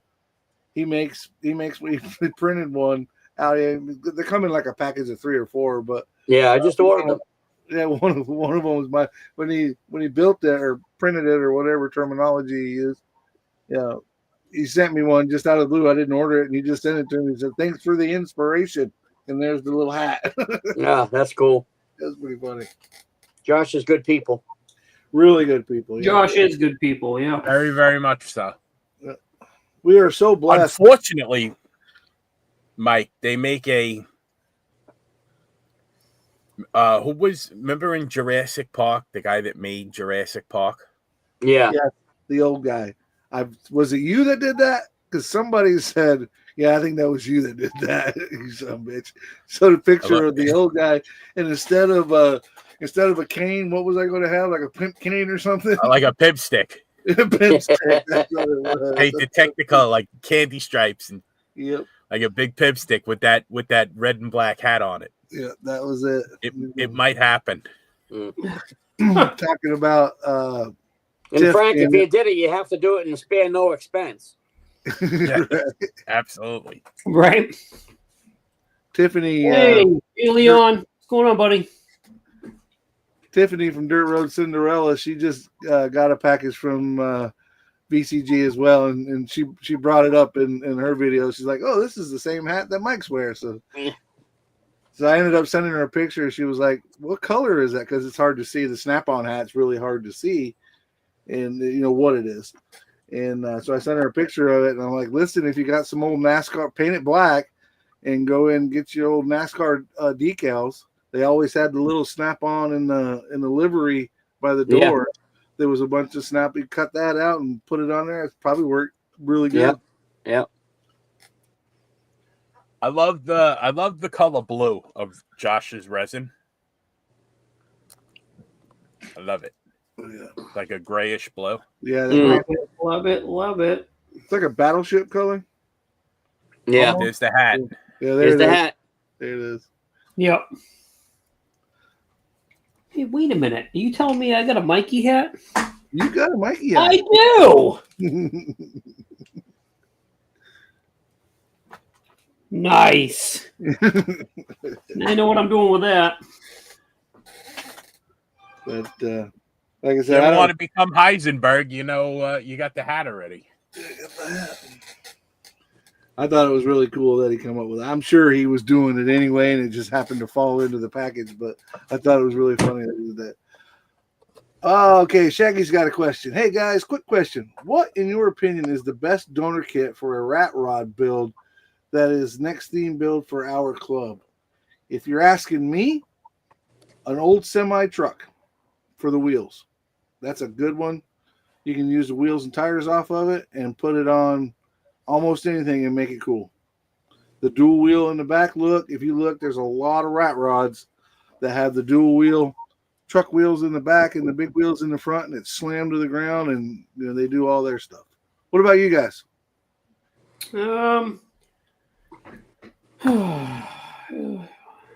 Donor kit for a rat rod? Mm-hmm. That's a good question because I don't really build rat rods. Yeah. Yeah. Well, not my thing. You could start with any of the Revell 29 through 31 Ford kits. You could. And from there, I once tried to make a Zeed frame out of evergreen plastic. Hulk smash. You're better off actually making it out of the chassis from either the 29 pickup or the new 29 Model A Roadster. That's a good one. Those things are everywhere. You could probably get them cheap. That's one of those kits where there's so many of them around right now, and you could tell 15 years from now people are they're gonna want them. Yeah. And remember that kit? That was the kit where supposedly the molds were damaged, and it was like $150 for a kit they were going for on eBay. Yeah. And then somehow magically the molds were repaired. Yep. I remember that. It was something to do that when Revell went out of business, they owed the molding company in China money, and they wouldn't give them the molds back or some crap like that. It was the 29 and it was the 34, the two of them. Yeah, and they were selling for stupid money. Ridiculous. Yeah. Now you can't swing a dead cat without hitting one of those. Yeah, exactly. They're everywhere. Yeah. They are everywhere. If you're really going crazy with your rat rod build and cheap kits that you can use to as a base, the MPC 34 Slammer, which is a race car, you could use that kit as a base because it's got that 34 Ford body on it. The 35 Chevy is pretty cool. The Jalopy, and those are all $15-$20 kits. They got the old Gremlin, which you could use because they basically don't have any front fenders on them. They're just whacked off at the windshield. So that, depending on which way you wanted to go, but there's a lot of stuff out there. I think that probably the correct answer is you just got to find something that rings your bell, something that speaks to you. Yeah. And build it like a real rat rod. Just find stuff laying around and slap it on. Literally, yeah. I love the rat rods with the big truck tires on them, though. I mean, I've got some 3D printed. I'm not a rat rod guy. Not my thing. I've never built one, but I think they're cool. Again, like the airplanes and the tanks, I think they're cool. I just never. I think some of them are cool if they're done right, but some of them are just guys that just drive by a house and see something out at the curb and they bolt it on their car. That does nothing for me. We've got one. I agree. I'm more of a traditional hot rod guy. I love a traditional hot rod. Like primered, that kind of rat thing. rod that. Yeah, there you go. Dang. That would be cool. That would be cool. You really want to piss somebody off? Like imagine rat rodding a real one of these. Oh yeah, they'd probably have you whacked. They probably would, right? I could see that with a big Cummins diesel. If you see these kits, they don't go for a lot of money. They're cool to build, and the tires the tires are pretty big. They're almost like using the semi tires, like Mike was saying. So you'd have that big tire cool. look. Yeah. You take the hood and sides off of that and leave the motor exposed. That would be really cool. You know what two kits would make a good rat rod? The Revell 41 Chevy pickup. Use just the cab. Yeah. Okay. Or the Revell the 50 Ford pickup using again just the cab. Yeah. And nose. Yeah. You know, there's a kid in town. He's got a 35 Chevy rat rod. He made the bed himself, but it's a 35 Chevy pickup cab. It's got a big block Chevy in it. And the tail lights on it are 2 connecting rods with the pistons. And they're on either side, so there's 4 of them. And it's got lenses in it, so when you look at it from the side, it looks like a connecting rod with a piston on it. From the back, it's the tail lights. They're kind of cool looking. That's cool. Yeah. Hey, look at this. Lucas C is in the chat. Real quick, Lucas C, you might want to message me about something we were supposed to do last week that we never did. Let's do it this week. Rat rod that. There you go. That 32 Classic V60. Yeah. Matt, yes, I did get a free can of soup with this, and I had to eat the soup out of the hat. A friend of mine just texted me with those Revell kits. It says the old owners of Revell owed Ford licensing money after those kits came out. That's why they stopped making the kits, he said. What is he That would make watching us? sense. Huh? Is he watching us? Yeah. Stalking. Yeah. Well, that's fine. I just would have been. Yeah, okay. I suppose that's probably more than you could comment. So yeah. Yeah. It's Brian from the hobby store. Oh. Yeah. What's up, Brian? He would know because he's into that and he's worked at that hobby store as long as I can remember. Yeah. So he would know some of that stuff. So and it makes perfect sense. Matt, bill up or bill down? What do you think? Bill up. Is there any way to do it? Oh, you got to put Bill up. Bill up. Bill up. Yep. Then go. Bill up with chin strap. Yeah. There you Bill go. up, chin strap. There you go. You got to get it behind the ears. Down it, hide your face. Thanks, Mike, that look right there is why your girl went, I just got to have that. That look right there. That's it right there. Yeah. You were talking about being in Germany and invading France. My girl's Scottish. I tried to invade Scotland, but I got evicted. Yeah, yeah. My wife is from Scotland as well. Her mother and father came here right off the boat. I think mine's second or third generation. Yeah. Yeah, it took me, I think I dated my wife 3 years before I could understand what her parents were saying. I would catch every third word. Yeah. Oh, David Triple X at Tucktown Rides says, Jason, I'm definitely in the group build. Cool. Thank you. Sweet. Me too. Thank you very much. I'm pulling. Thank you very much. That's the nicest thing that anyone's ever done for me. That was from a musical production that was on PBS, a musical production of Christmas Carol. And they sang that song after Scrooge, like in the movie where Scrooge died, like the part where Scrooge actually dies. That they're singing that song. And that song stuck with me my whole life. I don't know why. That's the nicest thing that anyone's ever done for me. That's funny. The ending is my favorite part. Albert Finney. That's what Matt says. Albert Finney. Albert Finney. Yes. Yeah. The bully is in He was Scrooge. Yep. He was Scrooge. I got to think of what I want to build next. Are you Okay, in? so when's the group the Street Machine end? December? Yeah, so I was getting ready to walk away because I thought you were going to say, when does the Street Machine group build start? No. It ends in December, right? December 31st, no less. So I got 6 months to build it. When is December 31st? No, It's right after the 30th. right after. Thank you. Beat me to it. No. But, so remember, Tim, you and me and another friend of ours were supposed to build the Street Machine group build and debut them at our club show in October.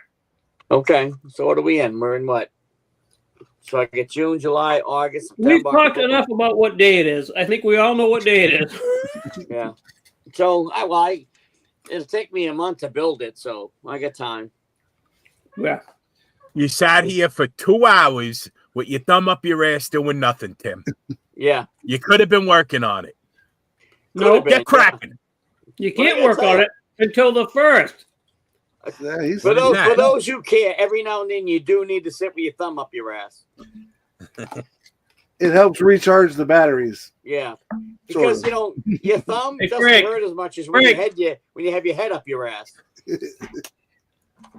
Somebody once told me, get your head out of your ass, it's not a hat.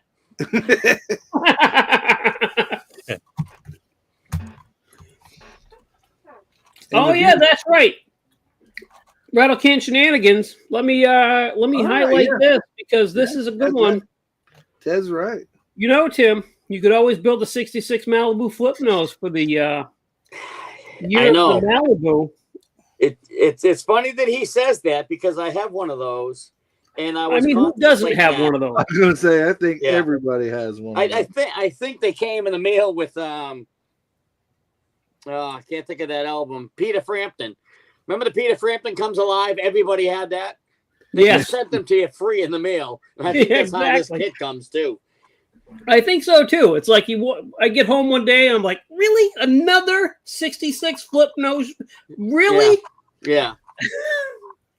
Or Yeah. you're the guy that's got the red one, the black one, and the blue one. That's this Yeah. guy. Yeah. Yeah, I have one of those, and I thought about it, and I'd have to put some parts together for it, and I don't know if I have the parts I need. I'll have to look into it. And Yeah.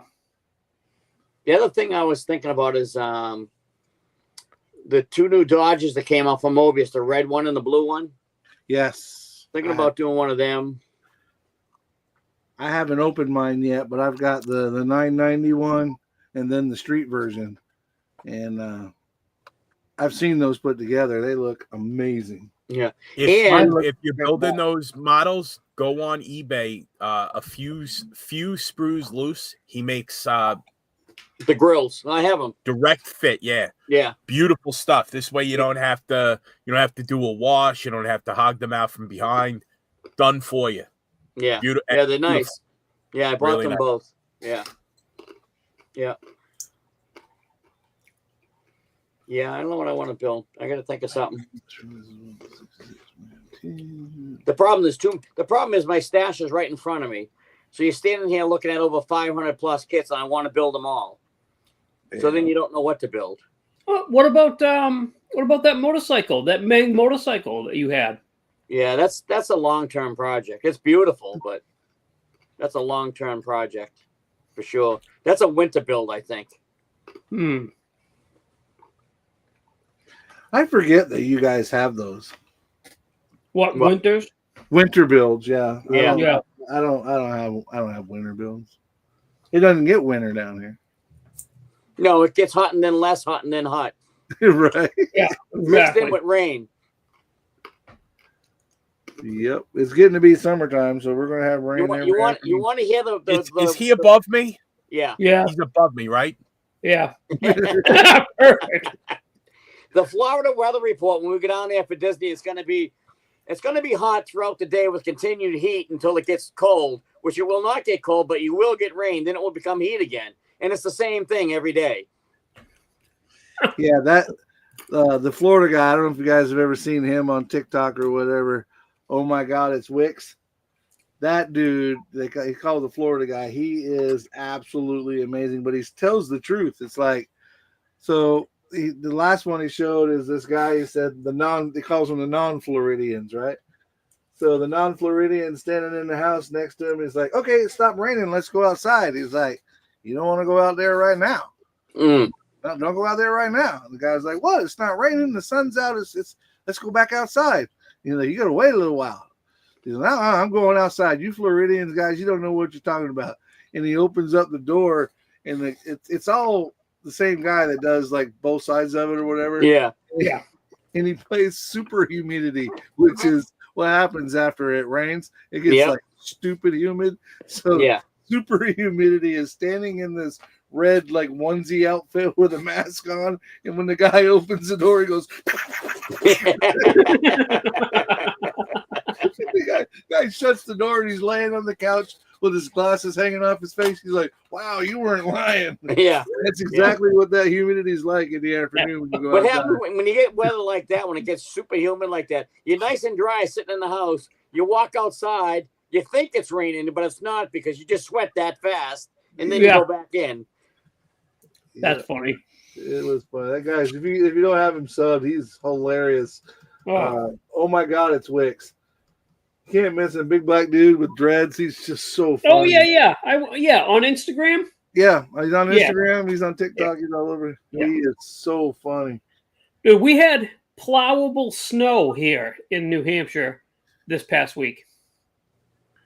Not surprised. It was cold enough. It was freezing up here. Yeah. It wasn't much better here. We just didn't get the snow.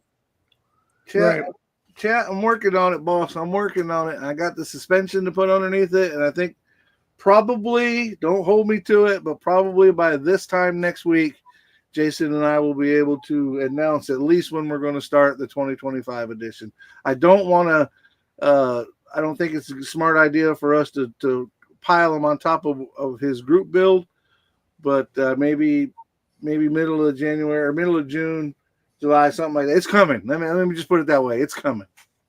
So it's Christmas. Frank. Right. I'm sorry. Did I say that out loud? Frank, I thought we were friends. Why would you say something like that? Let me tell you, like my mother told me when I was a kid, Frank, I got 2 words for you, and it ain't Merry Christmas.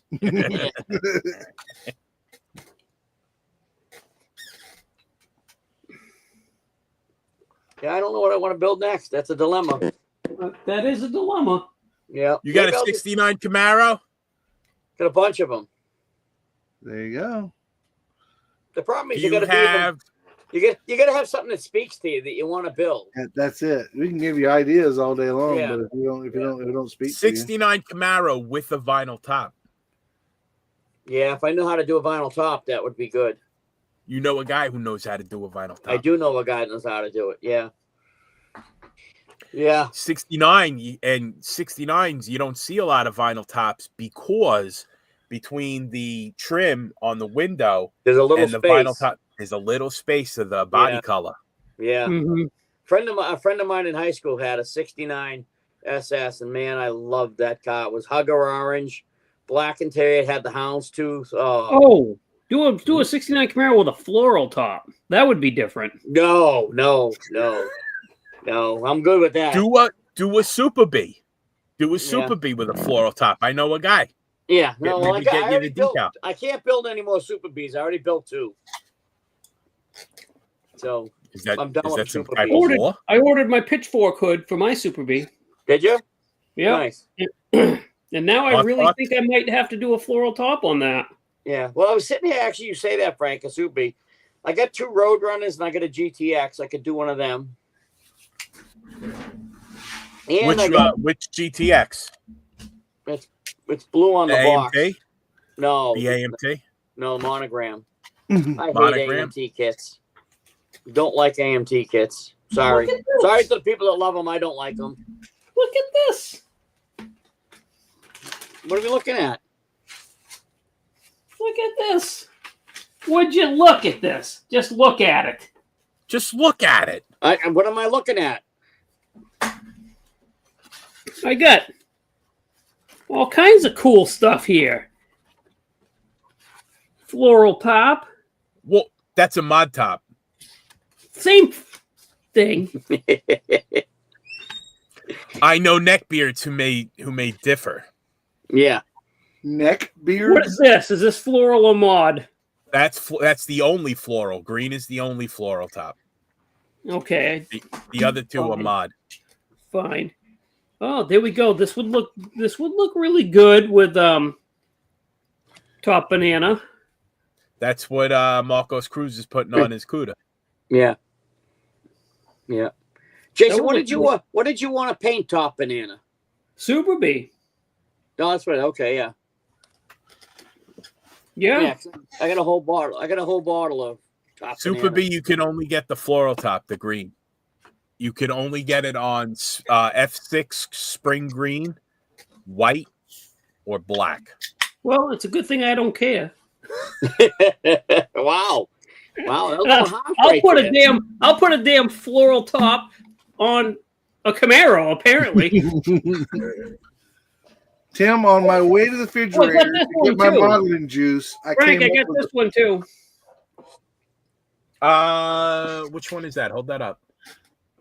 That looks like, is that STS or ST? No, this is SMP? from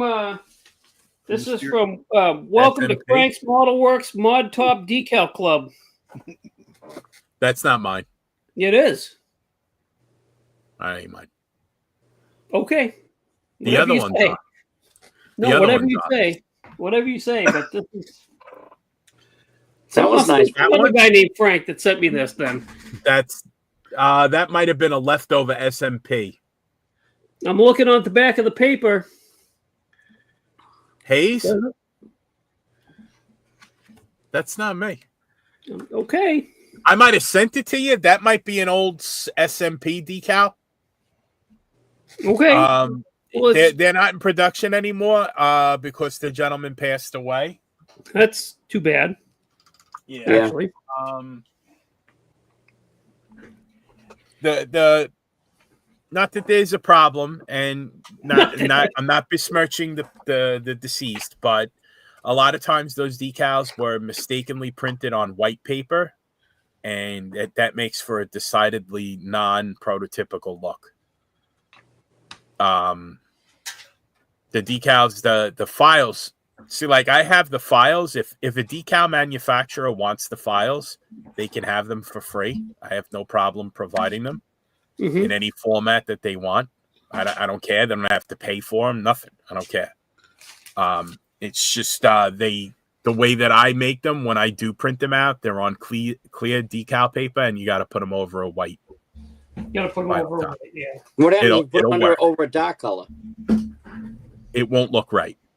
Okay. It won't look right. It won't look anything like a mod top or Okay. a floral top. It won't look. I mean, it might look cool. Yeah. Yeah. I tried there because there were other like in the 70s, some manufacturers played with patterns in vinyl tops. There was like a Bill Blass edition Matador that I believe had a weird pattern. There was a herringbone paisley pattern for might have been a Chrysler. I think so. Sounds familiar. Then there was like a 1971 Chrysler Newport. There was so much leftover blue mod top vinyl that they just re-dyed it black, and they put it onto Chrysler Newports, and it started to fade, and it was like this funky looking brown mod top that became almost like a collector's item because it was hard to find. I tried doing that. What is the top that famous Challenger, the Black Ghost? What top is that's on that car?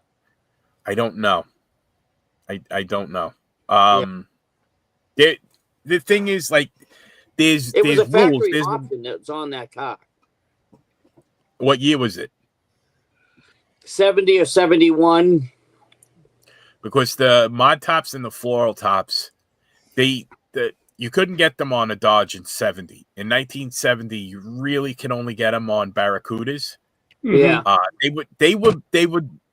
It was marketed like they were trying to directly market to females, and it failed abysmally. And it was just horrible how much of a failure. It was so bad the car sat on the lot.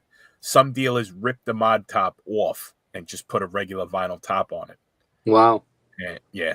It was such a failure that's how bad it was. Well, I know that car, it's a 70 or a 71. I want to say it's a Hemi Challenger. It's black with black interior, and it's got a funky black top. It's not a regular vinyl top. The guy, what's it called? The Black Ghost. The Black Ghost. Yeah, and the guy who street raced it, and they called it the Black Ghost because he would come, he'd race and disappear, and nobody knew who it was. And that car finally got sold. The gentleman owned it. His son ended up with it, and he sold it, and it, I don't know, $1 million or something like that. A collector has it now. But the car's been untouched, and it looks awesome. We just sold it, not Barrett Jackson, the other one. It almost looks like a checkerboard pattern. Yeah, it's funky looking. I could probably do something like that. Well, now I need to go look at that.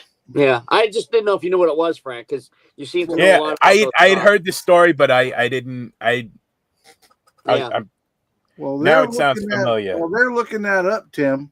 I've got the perfect build for you next. And if you don't have one, I will put a damn label on it and send it to you. What do you got? You need to build a gremlin. A gremlin. You need to build a gremlin. I have the race car gremlin. I've got a regular gremlin that comes in the build 3 style where you can build it 3 different ways.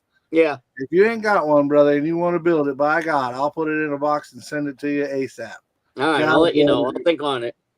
Got to build a gremlin. Yeah. And the Matador, I got a couple Matadors too. If you're into anything AMC, bro, you got to build it. Yeah.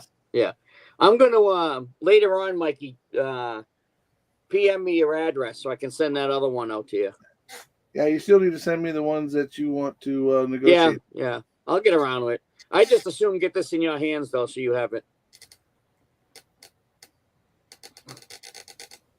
I definitely would like to have it, but yeah, we'll figure out the rest of it. But yeah, I'm not worried about it, Mike. Really.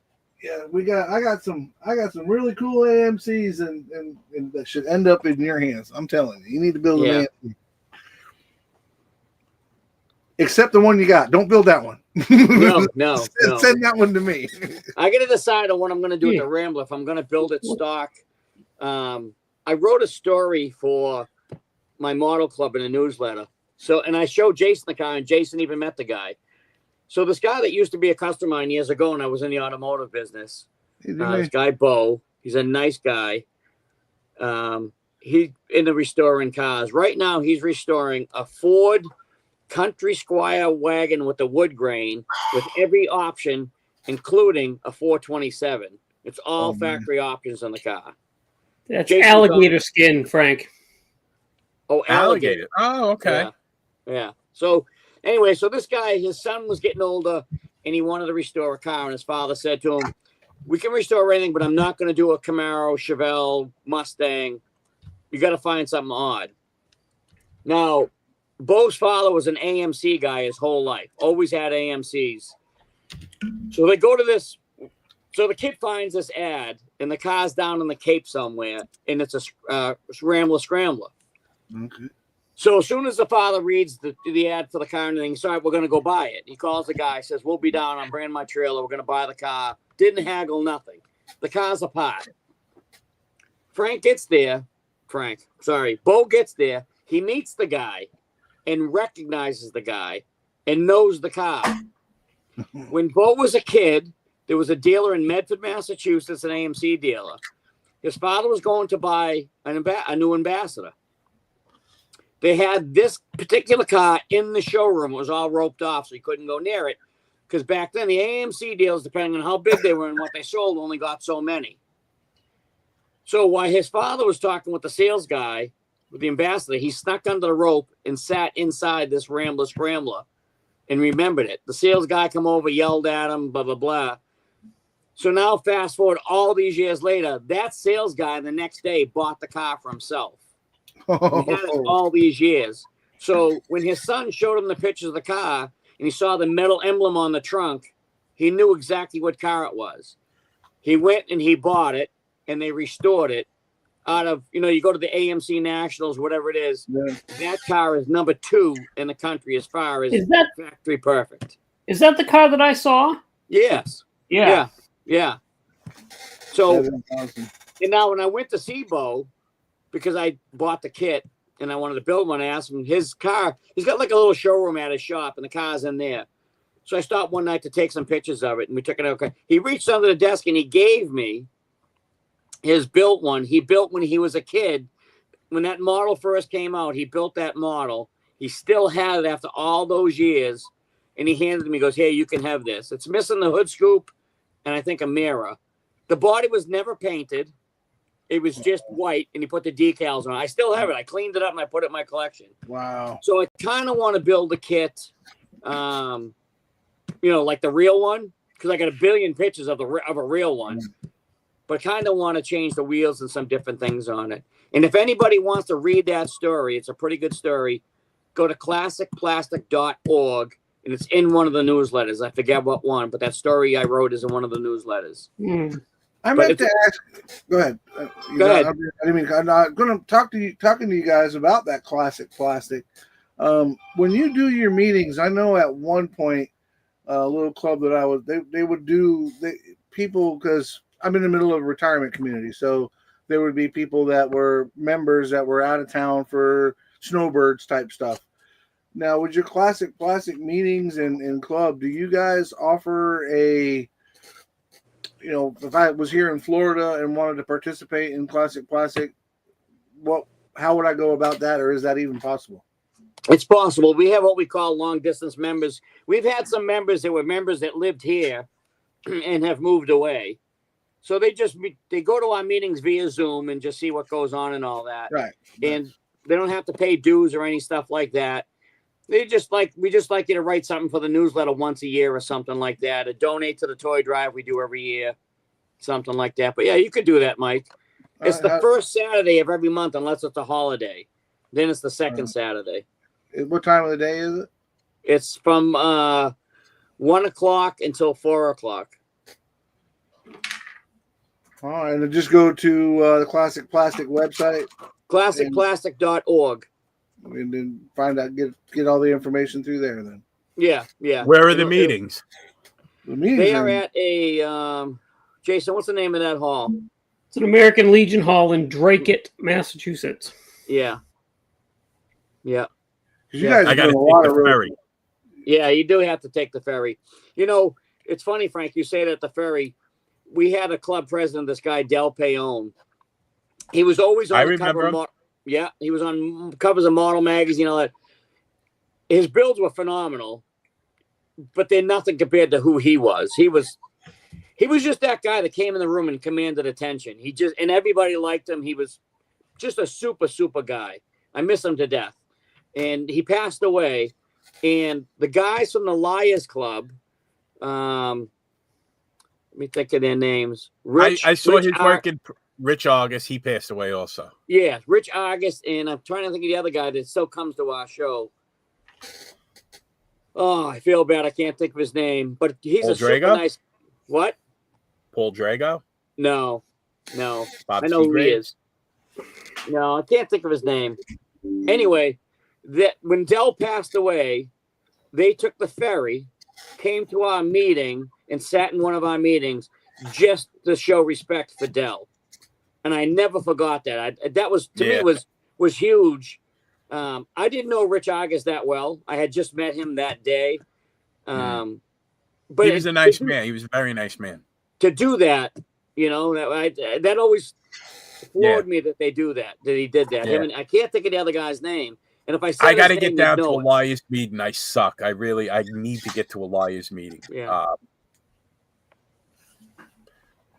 But Del actually used to come to the Liars show. Yes. A bunch of my person. club used to go there.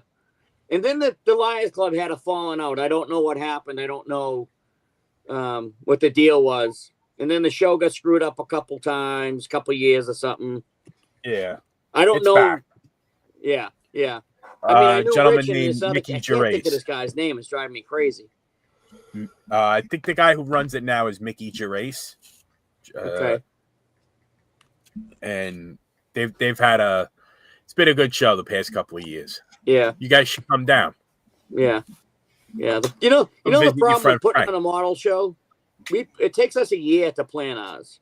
As soon as ours is in October, excuse me. After October ends, we take November and December off. We don't talk about the show. January, we're picking the themes for the show, which we're already talking about the awards and what awards we want to have, what classes we want to have, making sure the hall's ready, making sure the tables are ready. We have our judging teams all put together. You know, every meeting we're talking about the show so that when the show day comes, it goes as a rule really smooth. Everybody knows what they need to do and it gets done and the show goes pretty smooth. But it's a ton of work putting on a show. Yeah. It really is. And it's expensive. It cost us, I think last year was a little over $4,000 Wow. just to put on the show before you even open the doors. Wow. That's a lot of money for a kid like you. Anybody Hey guys, can I jump in real quick? I got a phone call from my daughter, so I'm gonna jump out. You guys know where to find me. It's been fun. I'll see everybody next Sunday, but it's time for me to go. So All right. All right. you guys see you, keep Jason. going if you want, and Yeah. I'll talk to everybody later. All right, Okay. Jason, take care. Hope everything's all right. Well, it's all good. It's all good. I just am not going to tell my daughter I can't talk to her because I'm on a live. Understood. Family first. Okay, Good brother. call. Tim, All right, see you guys. Tim, you you later. see where David McGibbon is talking about? He says he plans on attending the meeting next month. Oh, nice. Yeah, anybody can come whenever they want. We always say, come in, sit in one or two and see if you like it. And if you like it, you join. You know, it's That's it. a lot of good people in there. Curb Yeah, says he's been to Classic Model Show. Great show. Model building and retirement. Welcome to the show, my friend. Happy Memorial Day to you. Chuck's in the house. But Curb says he's been to your show and he really likes it. I'm trying to get there. It's on my list, man. I really want to get there, if for nothing else, to be able to hang out with you guys and have some fun. Yeah. And maybe when I'm going by New York, Frank does live close to an airport, so if I can talk the pilot into dipping down, we'll pick Frank up like a banner and just drag him up. You can see him riding behind the airplane, hanging behind it like a banner on a Piper Cub. I was It thinking wouldn't be the first time. I was thinking more like Tom Cruise in that movie where he's on the outside of the airliner and looking all BA and stuff. Yeah. Yeah, but shows are a lot of work. They really are. Yeah. I'm pretty lucky that all the club members I have are very good and everybody pitches in and everybody does their part and we all look forward to it. But it's expensive, it's a lot of work. And at the end of the day, if you get your money back, it makes a good day to hang out with your buddies, is what it is, Did you guys notice that Steve Magnotti put out a video yesterday? First time in 5 months. I haven't seen it. How's he And it doing? was about model cars. Yeah. He him. looks better. Yeah, we saw him last year. We went to a show at an armory in a museum in PatCon, it was called. And he was there and he brought some models. He always has somebody with him. He's never by himself anymore. And he gets tired easy, he said. Yeah. But he brought some models, put them on the tables and hung around probably an hour or so, an hour and a half. He's very approachable. He's very nice. He's a nice guy. He really is. That's cool. Yeah. You'd hate to find out, because I've been watching his channel since it started, and I really loved when he did the supermodels pilots for Motor Trend, and then even when there was a period where he couldn't get to the junkyard to rip cars apart, so he was actually doing model related stuff in his living room. I've been riveted. I love that. Yeah. He's a big model guy. He always brings stuff to put on the table. He does a lot of altered wheelbase stuff. Yeah. He likes that stuff. He does a lot of that. He did that with a 1980 Fairmont, which is basically it's a Fox body. Yeah, that's all it is. With square fenders on it. Yeah. Brian Connell says that he was at a show in Franklin last weekend. He got a chance to talk to him for a few minutes, and he's definitely doing better. Good. Yeah. That's good to hear that. That's one of those things. It's not what he has isn't months to recover. It's years. Yeah. Yeah. It doesn't happen. He's lucky he's recovering at all. Oh, right. Exactly. Yeah. He could be laying there in produce, Nobody wants that. Yeah. Land sake, Tim. He could be laying there in the vegetable aisle. You know, he's pretty lucky. Yeah, You know? yeah. Or worse. I think he said he got it in the junkyard. Yeah, he used to do that thing on YouTube, the junkyard crawl, where he'd find a 41 Plymouth and he'd tell you all about it, the history and how it was made, and how many years they did them. He Those were released awesome. a video almost every day. I watched every single one of them. Yeah, they were awesome to watch. You learn a ton of shit. Mhm. He knows what he's talking about. He's not an idiot by any means. No. You know, He sure does. You know, I miss him on Barrett Jackson. I miss him being on that. Yeah, you know, that's where I knew him from. That's where I say I knew him from. That's where you know that got introduced to him, you know, via TV, and then started going backwards and following. That's how I saw him there, and then backtracked and found out that he was into models too, which made me I mean, I was a fan to begin with, and then it made me even more of a fan. Yeah, you know who was a huge model builder? The drummer from Rush. Neil Peart. Neil Peart? Yes, he was. I know a guy from model building who met him because of like hiking and model building. Yeah, he had had a area in their travel bus that he could sit and do models. He had kits that he'd bring with him, like a tool kit all made up, like a little piece of luggage. He could bring all the stuff with him so he could build on the road. Wow, talk about living the dream.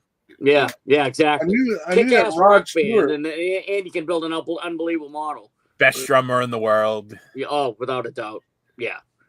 I knew that Rod Stewart was a big train guy. I don't know if he's in the models. But he's got one of the biggest train sets in the world. Yeah.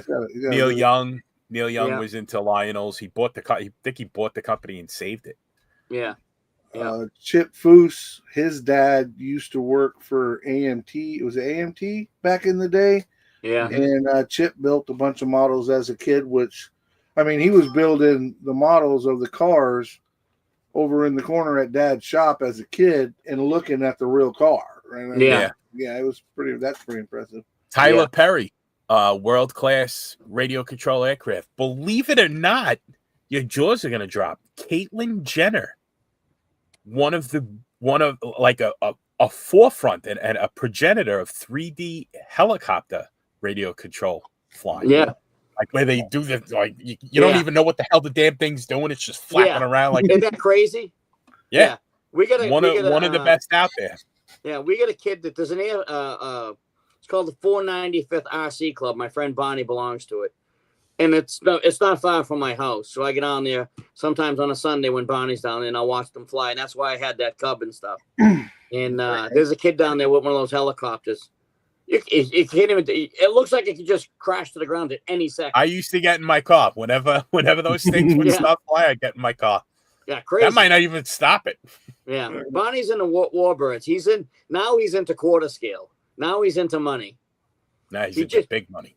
He's building a Corsair, and he just bought a radial engine. I don't even want to begin to tell you what that radial engine. I can imagine. Yeah, I can imagine. Yeah, crazy. When I used to fly with Grumman engineers out in Calverton, and they could just look at it. You take the car out of your trunk, and they go, "It's not going to fly right." Yeah, you know. Yeah, go ahead, put it up, and sure enough, it wouldn't fly. Yeah, they would just be able to. These guys built the LEM. They built the lunar escape module. They can look at your plane and know if it's going to fly right. Yeah, exactly. A lot of the guys that are into that hobby are ex-pilots or ex-engineers. Yeah. A lot of them. It's fun watching like an airline pilot. Well, I was an airline pilot for 35 years. Oh, my apologies. Please. And they sure enough, they take off. Boom, they go right in. Yeah. What it is when you see those pilots, because there's a few that go down here, they come walking in the room and their ego ain't too far behind it. It's like a vapor trail. Yeah. Kevin Smith brought up a good thing. I was watching some videos about Chip Foose.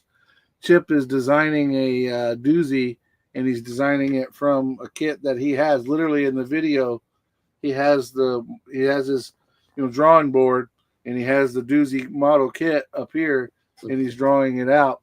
Mm. And Kevin Smith brought up a good point.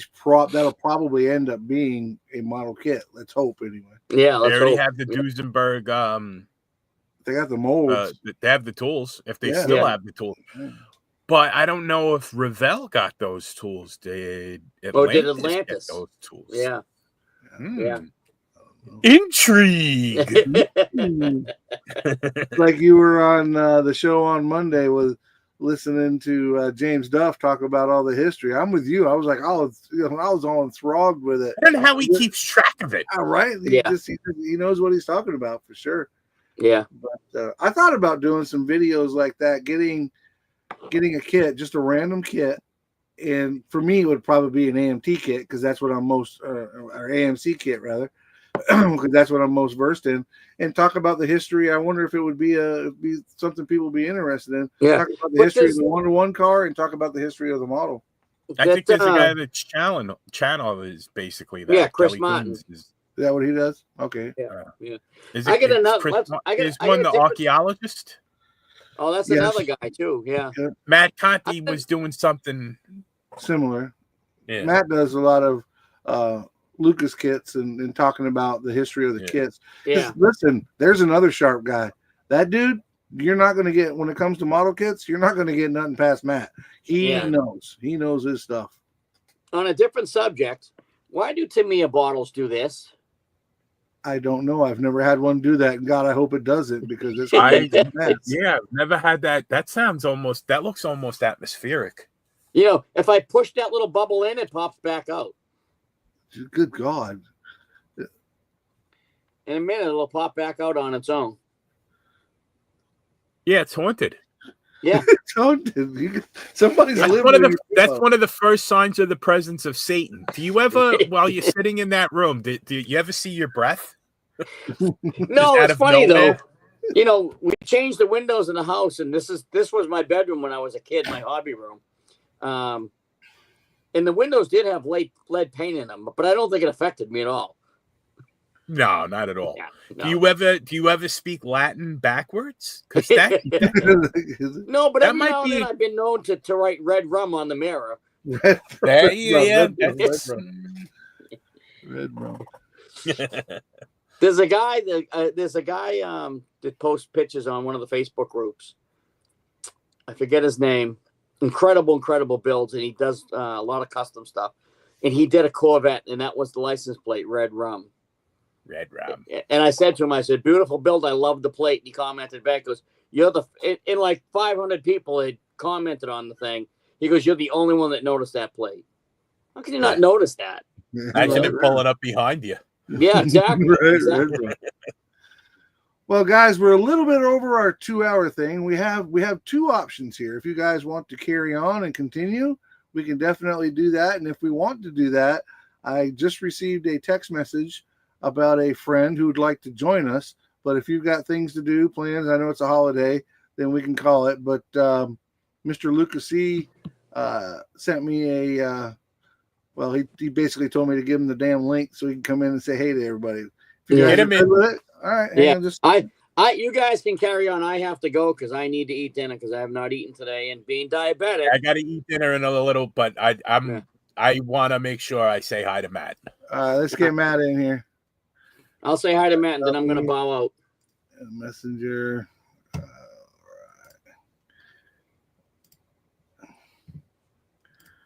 Give me just a second. All right, Matt.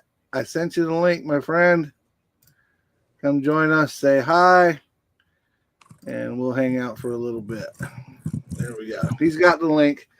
I just saw it. So, but yeah, I mean, I've like I said, I've thought so much about doing that and breaking it down and sharing it, you know, the history of it.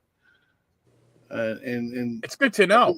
Yeah, it's always good to know. And then especially if you can pop up some resources on there and somebody decides to build the kit, and you can share some links to different resources to where they can see what the real one looked like, maybe some pictures or, you know, but it's always, I mean, if you're going to do the hobby, it's most of us that do this hobby are car guys anyway. So why not be a part of it, right?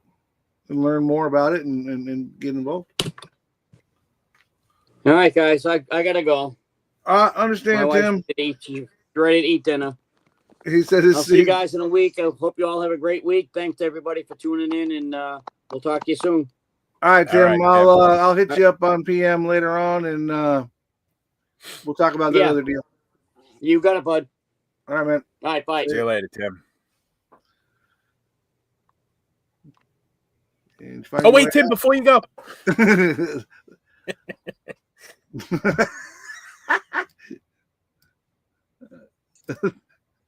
Not outlaw.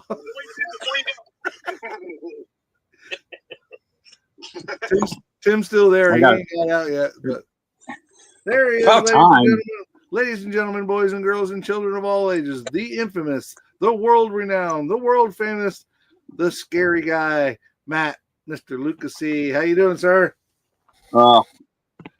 How's it going? It's going. It's going. I come in, everybody wants to leave.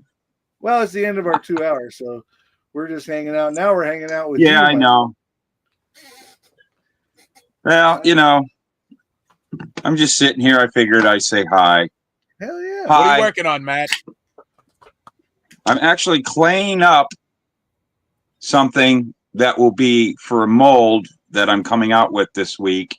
And it's an honor to our friend BG. I made a special hood for him. He's wanted of his truck he's wanted to build a model of that he named Gus, and he never had the hood, so I made the hood for him. So this is for the what are they, 88 to 98 Chevy C1500s, and it's got that Corvette hood scoop to it. Very nice. And the packaging will say Gus and have BG's logo on it. So Awesome. Nice. Yeah. Well, Doing you're it for probably, him. I don't know when you got in the chat, but you might be the guy that can point me in the right direction. So Probably not. You remember the Monogram Pro Stock kits? I'm sure you've built. I remember them well. All right. You know the Linko linkage that would sit on top of the tunnel and hook to the shifters? Yes. Yes. Do you know anybody that's reproducing those? Just that. Have you checked with Josh Reese over there at VCG Resins? Yeah, I did, and I talked to him about it, and he told me that would be a very, very tough piece to get to scale and do on 3D because it wouldn't. His words was it would be like a limp noodle because it would be so thin. And then I could see that. Do you have one missing, or the newer kits don't have it in there, or something like that? It's kind of a combination. I built my USAC car has the VCG Linko transmission, and I had an old STP Monogram that the body had gotten crushed, but the rest of the kit was fine. So I stole that piece out of there and put it into the USAC build, and now I'm building this Pro Stock every effing thing, and I really like that linkage and the difference that it makes. And I won't steal one out of a complete kit, but if I could find somebody reproducing them, that's why, like I said, that's why I reached out to him, and he said that because it's so thin, so he can make it fatter, but then it wouldn't be to scale. Right. Yeah, that's the big trouble with that. Let me look and see what I can find or dig up or something. Probably help you out with it. I could probably build something to make it look, scratch build something to make it look similar, but with the hinges and you come up with something of my own. But I'm not much of a scratch builder. Well, there's some cool stuff out there that you could actually pull that off. I know that before they're totally gone, I know they're going to be shutting down. I don't want to say going out of business. It's because the guy wants to retire, but RB Motion would have all the parts you need to make that. Okay. Well, Mr. Brian Connell, Brian, I apologize. I forget the name of the hobby shop that you work at. I know that you work close with Jason and Tim, but he's saying that he may have some in his parts boxes. So I will definitely thank you, Brian. I will reach out to Jason and see if he's got. I know it's an odd piece, but it adds so much detail having that linkage in there. It is. It's like if you're doing a pro stock or a lot of race cars that, you know, from the 70s on through the early 90s before they started going to the pneumatic shifters and then other types of shifters after that. It's a beautiful, really to scale shifter linkage and all the linkage and the shifters and stuff. Yep. So Hobby Euporium. you got to have it. You guys go check out Hobby Euporium for sure. Thank you for that, Brian.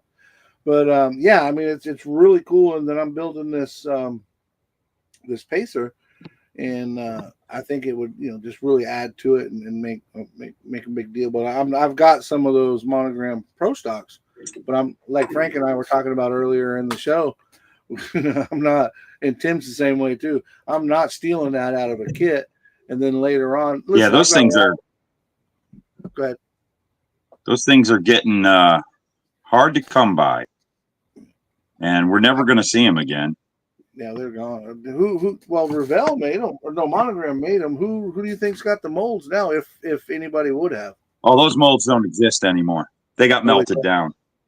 Oh wow. Yeah, but the best speculation is they got melted down. That sucks. There's a lot going on after the German company Blitz bought Revell and, you know, all the other stuff from Hobbyco when they were going out of business. They actually for a while they weren't going to even really bother with model car kits. They had some that were like ready to rock, you know, like that Hobbyco was working on, like for instance the 69 Chevelle was ready to come out, and that 71, you know, that were all new tooled. And then of course they discovered a lot of tools that were stacked away here in the States, like our beloved 66 flip nose. And they just started, we'll put them out, and they discovered, wait, no, model cars are still quite profitable and vibrant. I think we'll keep what we got and put them out. So, or we were going to lose all that stuff. They just weren't interested. They were looking. That's how Salvino's and Atlantis got a hold of the kits that they did from Monogram / Revell, was because all those kits were going to get melted down, and they were offered somehow.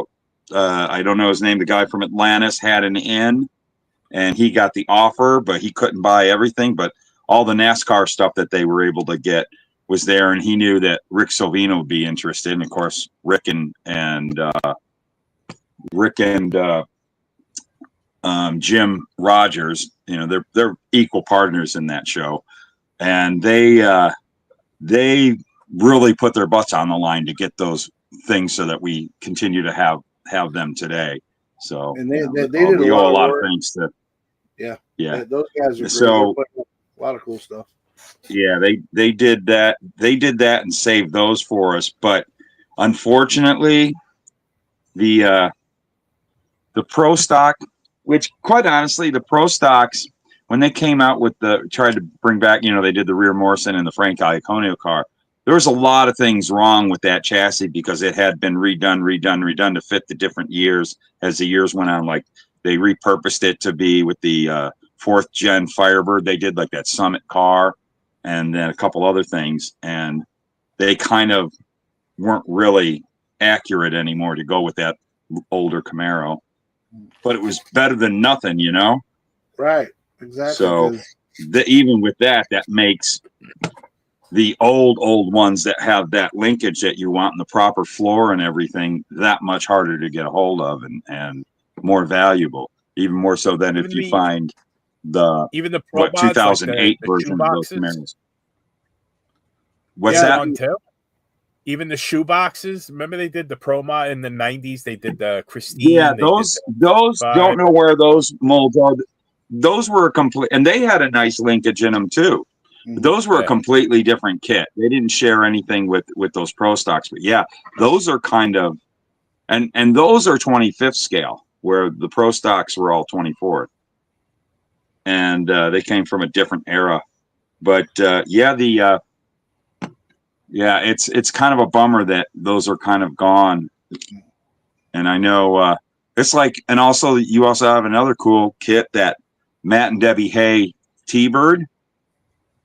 And for some reason, you know, some of it must exist because they came out with the Hot Rod Lincoln, but they can't find the T-Bird stuff because Matt has been trying to get Revell to bring that back, and he can't find the right person, and he's lost all his contacts with Revell since they sold, and he can't get them to find the T-Bird body mold. So that's kind of a bummer.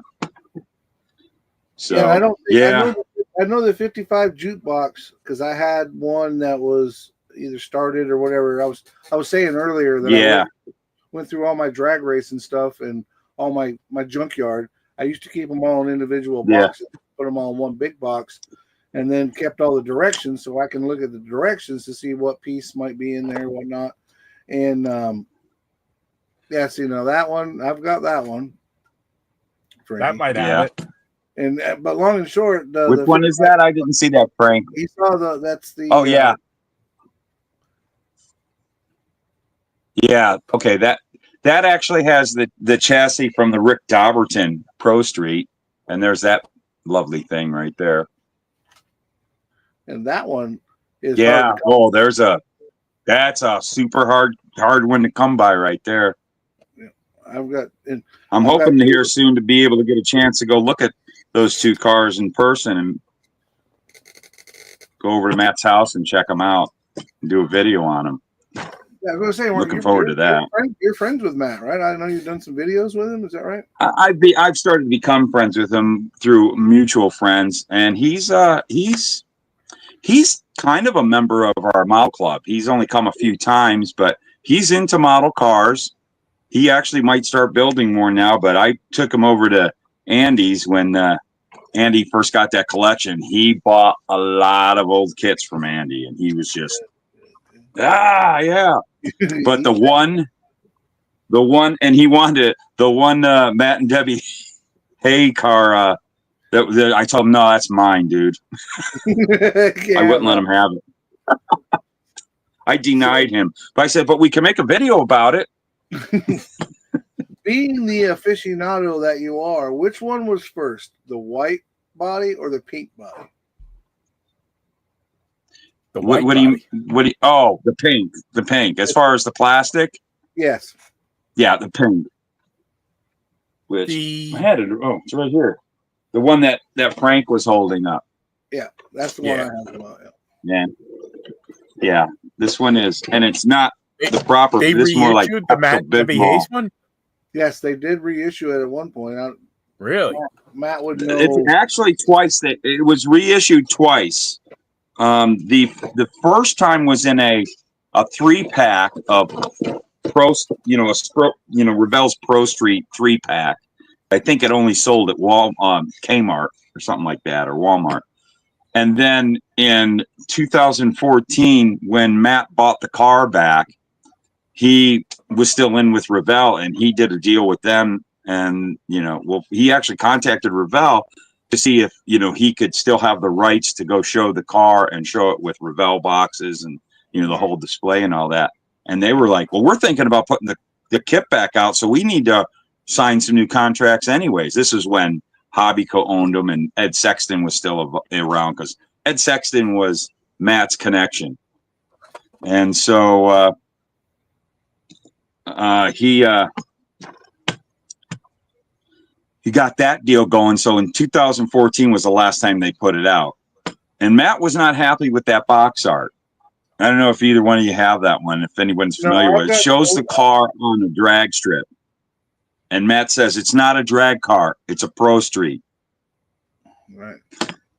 And they were kind of lumping it in with their drag racing series they were doing. What you got? That's the link that you're looking for?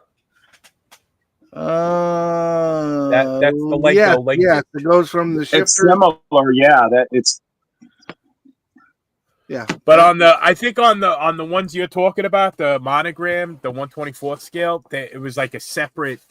It's like a piece, It's like it was like the shifters were separate from the linkage.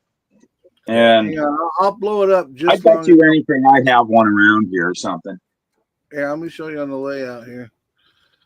Hold on. Look, getting it in there. There it is. There you can see it there. Now the shifters are one piece, and that linkage is another piece. and that's the one. I mean, it just adds just that much more detail to it, and I think it makes it look a lot better. You know, it finishes it out because here's the Linko transmission, and it all lines up perfect. You know, so it's pretty cool. The transmission VCG makes the transmission does a great job. He's got the 3-speed, the 4-speed, and the 5-speed. Yeah. And they're awesome. Put me back on. I'm putting you back on. See this? Yeah, that's the What does that repop. say? What's that say? Yeah, that Parts. has it in there. I got it. You want it? I'll send it to you. If you yeah, please, if you've got one, that'd be great. Yep, I got it. But that thing if it's in there. What Josh did, and compared to, and I'll have to see if I can find it. Is that what you need? That part, the shifter, and this linkage? I don't necessarily need the shifter, but the linkage. But if you want to send them both, that'd be great. But the linkage is the piece that I'm after. Yeah. When you order the Linko transmissions from Josh, he sends you the shifters. That if you order a 3-speed, you get a shifter with 4 deals on it because one's reverse or high and low. I think it's reverse. So in the 5-speed, so he does real good with the shifters. But like he said, that to try to make the linkage would have made it all. And Frank, you know about 3D printing, it would have just been so thin that it'd be like a loose noodle, is what he said. Yeah, that stuff can be tough with 3D print resin. This one is saying it's missing I believe I used the oil breathers for something. So if I ever build this model, since I'm missing the linkage for the shifter, it's getting a flathead Ford. There you go. Oh wow! You could literally always upgrade, and I could do the same thing. You can upgrade because now Josh offers the Linko with the AirPods on it, right, for air shifting.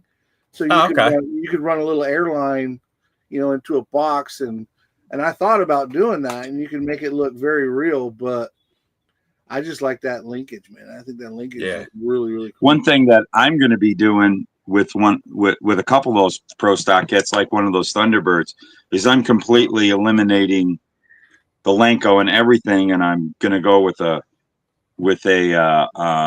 Power Glide automatic with a B&M shifter. 2-speed on there, and make it a super gas car. I'll probably put like a small block Ford in there. I saw those. I've been wanting to do like a super gas car with a single. Yeah, with a little 2-speed Power Glide. Single carburetor, all that. Hell yeah.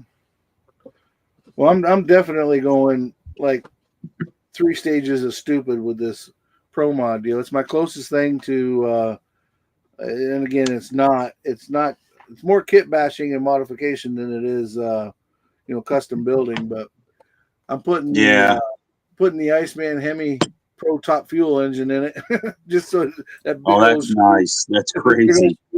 That's nice. It'll be different for sure.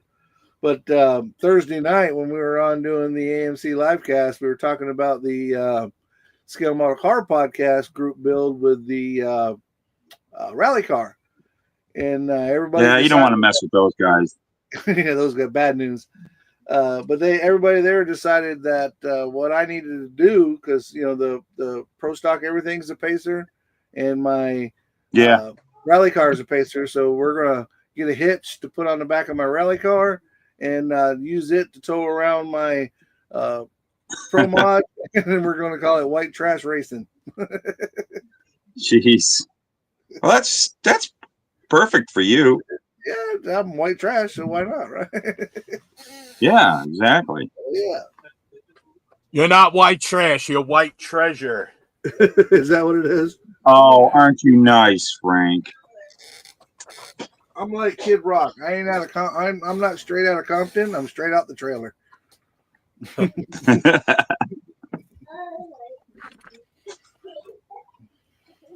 Oh boy. That's it. Oh, model car kits. It's all stuff, man. It's what we do, isn't it? It's it. That's exactly right. So now that I've got you on, I need you to clear something up for me. Is the Scale Model Car podcast going to have a Discord for the 48-hour group build like they did last year? I'm not 100% sure yet what's going on with that. Hold on a quick second. I'm going to shut my mic off. I got to scream at people. Okay. Hey, shut up! You said to make this shut up. Shut up! God damn it! I told you to shut up! Miscommunicating! Don't make me reach down into my basket of Arizona rocks and start throwing. I will pick up a guitar and stop playing it. Somebody's going to get hit on the head if you don't hush up.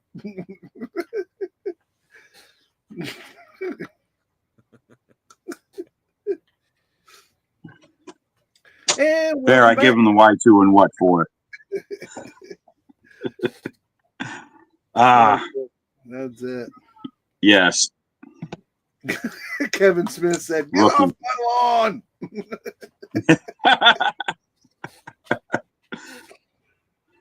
Oh man. Yeah. So one thing I'm kind of like, I got to talk to, I want to talk to Modeler about it, our buddy Craig, and see what he's got planned and whatnot. But we'll probably, I mean, there's still the Discord for the group. I mean, the Discord for the Scale Model Car podcast group. Last year, Craig fired one up. He still has it. I don't know if he's planning on doing that again. And then, you know, I guess there's other ones around, but we'll probably have something because heck, we all got to hang out. Right.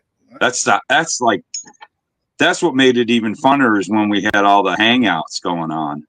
So I would agree. 100%. We'll probably get something. But last year, remember last year, we kind of like didn't really know what we were doing. We know Discord a little better this year, so we could probably organize it better. Right. But like, I want to work it all out with Craig because it's his gig. You know, I don't want to overstep or anything like that. I want to do whatever best for what he would like. Sure. And we'll probably get something rolling. What were you saying, Frank? And we won't let you know about it, Mike. Frank, your mic has been. I met you in the 48-hour group build Discord. I met you, and that's why I was asking. I met you and Luca in the 48-hour group build. Yeah. So if nothing else, we have to have a 48-hour. Right. I met a lot of people during that have become friends.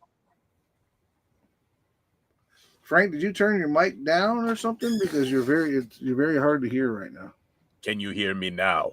I can hear you now. Maybe I suppose. Perhaps if I speak with this accent. I don't know about the accent. That works better. That's so much better. But if nothing else, we got to do a Discord when the three of us get in there and be like, "Oh, it's been a year." Yeah, because remember last year, we kind of like did it on StreamYard. There was a couple of us that did it on StreamYard, and not everybody had access to that. Right. So it was really limited back then. And again, we were just all getting familiar with Discord back then. So now we're all old pros, and it's just cool. It'd be cool.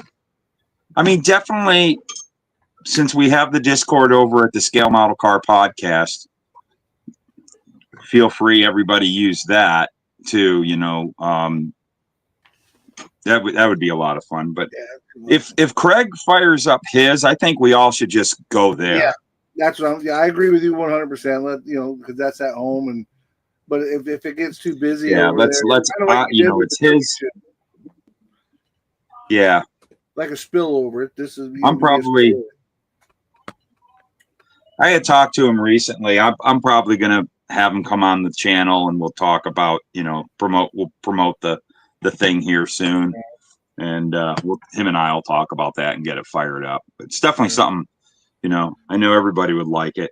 Heck, maybe I don't know, could set a time aside that this show will be taking place right before it ends. Maybe we can get, I So- can open up for this. I can open up for Well, a 10. few of us could come on to this, and then a whole bunch of people can get into the chat. And that's Sure. something that we can do for like an hour right before the end. Sure, and I can run with this channel. I mean, we normally do the 4 to 6 thing, but just like tonight, I can leave. We can leave it running till whenever, and invite. I could have 10 people on cam here, which is why Discord's so much better. You can get a lot more people on there. Yeah, Discord would be the thing, But if we but can it could do be here. fun to like do an hour show here. Just do the regular time that you do this show, and have, maybe we could get even Craig to come on. Maybe. I'm sure I'd have to talk to Jason. Jason and I do this as a team, but I'm sure he would be 100% on board with it. And then, if he knows what's good for him, he'll do it. And you know what? You guys should have Craig on. That's for everybody. That's Modeler. He's the dude who created. Well, he took it on. It was created and it was going to die, and he kept it going. He's really made it into something over the past few years. That dude's worked hard on this. You guys should have him on your Thursday night show. Yeah, I'll definitely talk to the Just boys. saying. I'm sure the boys. I don't know him personally, and I've never talked to him. But I'm sure if we have reached out, I'll hook you up with him. I'm gonna say Matt sent me. Yeah, and, I'll talk to him for you about it. I'm sure he'd love to do it. He likes doing that stuff. He has fun, and he's great on the shows, and he's just a likable person. Everybody likes. I mean, he's Frank's not here, but Frank knows him. Frank knows him. I believe. Yeah, they're regulars at. You're there. You're still hearing us, huh? You didn't hear the crap I was saying about you, did you? That's all right. Not sure. He's used to it. So, hey Frank, when yeah, when he's from Long Island. He's from Long Island. Well, he's friends with Rob. From Long Riv Island. So. He's friends with Rob Riv now. Oh. So he's high class. He didn't have to hang out with us. It was a good thing. It was a good thing. It took a while for me to get on, because at the time when I was coming on, I was in a real Rob Riv mood, and I could have had both your channels taken down by the time I got done. But I chilled out before I finally got on. So, Well, that's good. Maybe I got the message late on purpose. Then what is it? The Lord works in mysterious ways. That's it. But there he is, Frankie. I'm here, and he's gone. Okay, you know Craig Godfrey good, don't you? Not really. No. You've met him up at New Jersey, haven't you? You at least met him, right? Yes, I believe I have. But yeah, well, we don't speak as often. I'm sorry. I'm in the middle right now. I'm actually cleaning off a build plate of 68 AMX. Oh, don't disturb him. Oh, well, it's the whole walking, chewing gum, or patting your head and your belly, or whatever the thing that people say. Two Tall's Model Garage. I will reach out to Jason KRD, and we'd definitely love to have you on the show on Thursday. Let me reach out to him and see, what his thoughts are. Again, that's a team thing. So myself and Jason and Bruce all get together on that show. I'm sure they would love to have you on. There's no doubt in my mind. But maybe you got lost in the shuffle or whatever. But I will reach out to Jason, and maybe we can make that happen, dude. Love to have you on for sure. Who are you talking to? Too Tall, I believe his name is Tyler. Too Tall's Model Car Garage. Okay. He said he reached out to Jason. Oh, okay. I can't see the chat right now. So. Oh, okay. He said he reached out to. I was like, for a second, I thought you were talking to me, and it's like, I don't want to come on your show. What are you talking about? I don't care about. Listen, you don't have a choice. We're gonna get. You had the whole AMC crew on your channel, and now on the Scale Model Car podcast. No, that wasn't by my choice. I know, but now you're coming over to ours. We're going to have the whole Scale Model Car podcast on our channel. We've had you individually. Now it's time to get you all on at once. That should be that would be a shit show. That sounds absolutely terrifying. Taylor, thank you, Taylor. But yes, but it will be fun. It'll be fun for sure.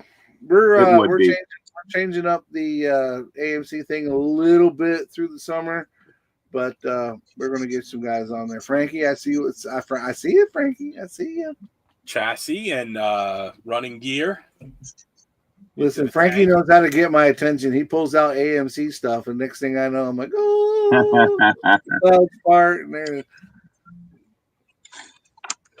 I'm sure I'm not the only AMC lover in the world, but I am a proud AMC lover. No, There are a lot of them. you don't own that. No, I can't own that. My second grade. I mean, you're one of the biggest, but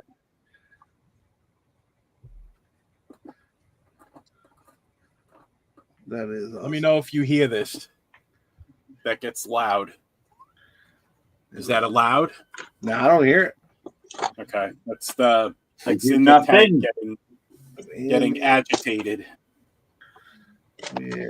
Oh, Right sounds now, like right me. now, I'm always agitated. David somebody Cibolette getting yelled- says Arizona is the best state by far, so apparently he supports the Arizona. And then, of course, that's where he followed up. He says they have Andes. He's right about that. Y'all got the Andes. Yeah. Two How Andes big now. is the new store? Yeah, 2 Andes. And I heard he's moving into Friggin' Canada. big. Already has. Already has. Look at that. There is a it's in conjunction with an existing distributor that was up in Canada, but yeah, Andes, there's Andes HHQ.ca, whatever. Okay. Yep, definitely want to But support it's that. kind of like it's a separate place. A sister company, if you will. Something like that. Sister, brother, whatever side of the coin you like best. Kissing Bell cousin. Corporation. A kissing cousin. I'm surprised. Is anybody Oh. yelling at me for not wearing gloves while I do this? Not yet. I'm waiting for the chat to blow up because you're gonna get the something or other. You should be wearing the proper PPE.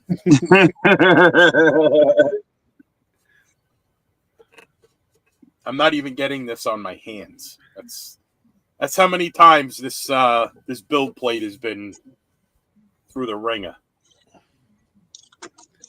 You want to talk about a scarred up build plate? Is that the one that had the dog hair on it? No, that's actually the between the resin vat, there's a PFA film and the LCD screen that actually exposes the resin. So between the PFA film and the LCD screen, there was a dog hair. And it was putting perfect holes through everything that was where the dog hair was. I'm sure everybody in the chat and probably even Matt knows exactly what you just said. All that sounded like to me was Charlie Brown's school teacher. Yeah, I'm with you. I have no idea what any of that means. I believe you. Well, it's the whole you got the dislunkicator it's connected to the Johnson rod that goes right over to the Chingus, and it's right on top of the radiator cap. So right on top of the left-handed Finnegan pin. That's right. My favorite one was the Canuter valve. Well, yeah. Oh, I've blown plenty of those. Well, it was funny because when my boy was little, we had a dog and she came into heat. And if you guys know what happens to a female dog when she comes into heat, everything starts turning out. And he's like, "Daddy, what's wrong with her?" I said, "Well, her Canuter valve's broken right now.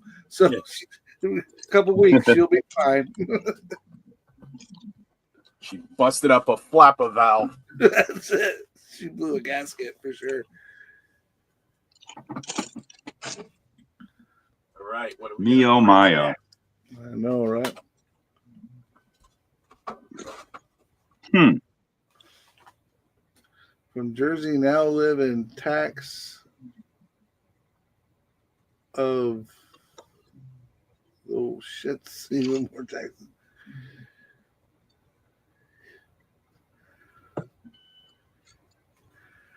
Oh, wow. Wow. So, Matt, you already talked about working Yes, on sir. your village. What else? What else you got going on? What's coming up? Without spilling too many beans, can you enlighten us of what's coming up on the Scale Model Car podcast? What's coming up on Lucas C's channel? What can we be on the? I Be don't on know. Either one. Either one. We are going to be recording an episode Friday, and I was with BG yesterday over at Andy's, and I said, "Any ideas of what we're going to talk about?" And we don't have a guest. We're not going to do a guest this next one. Thought we'd just have one of our good old fashioned, just four of us talk about stuff. I said, "Well, what do you want to talk about?" And I don't know, probably model cars. So Well, not 100% sure. I don't know if we're going to have time to. We usually have a production meeting sometime midweek. We might all get together and come up with an idea, sweet. or it might just get thrown on us by BG that day, and then we'll go, "Oh, okay." That's it. He's usually good for a good idea, so Right.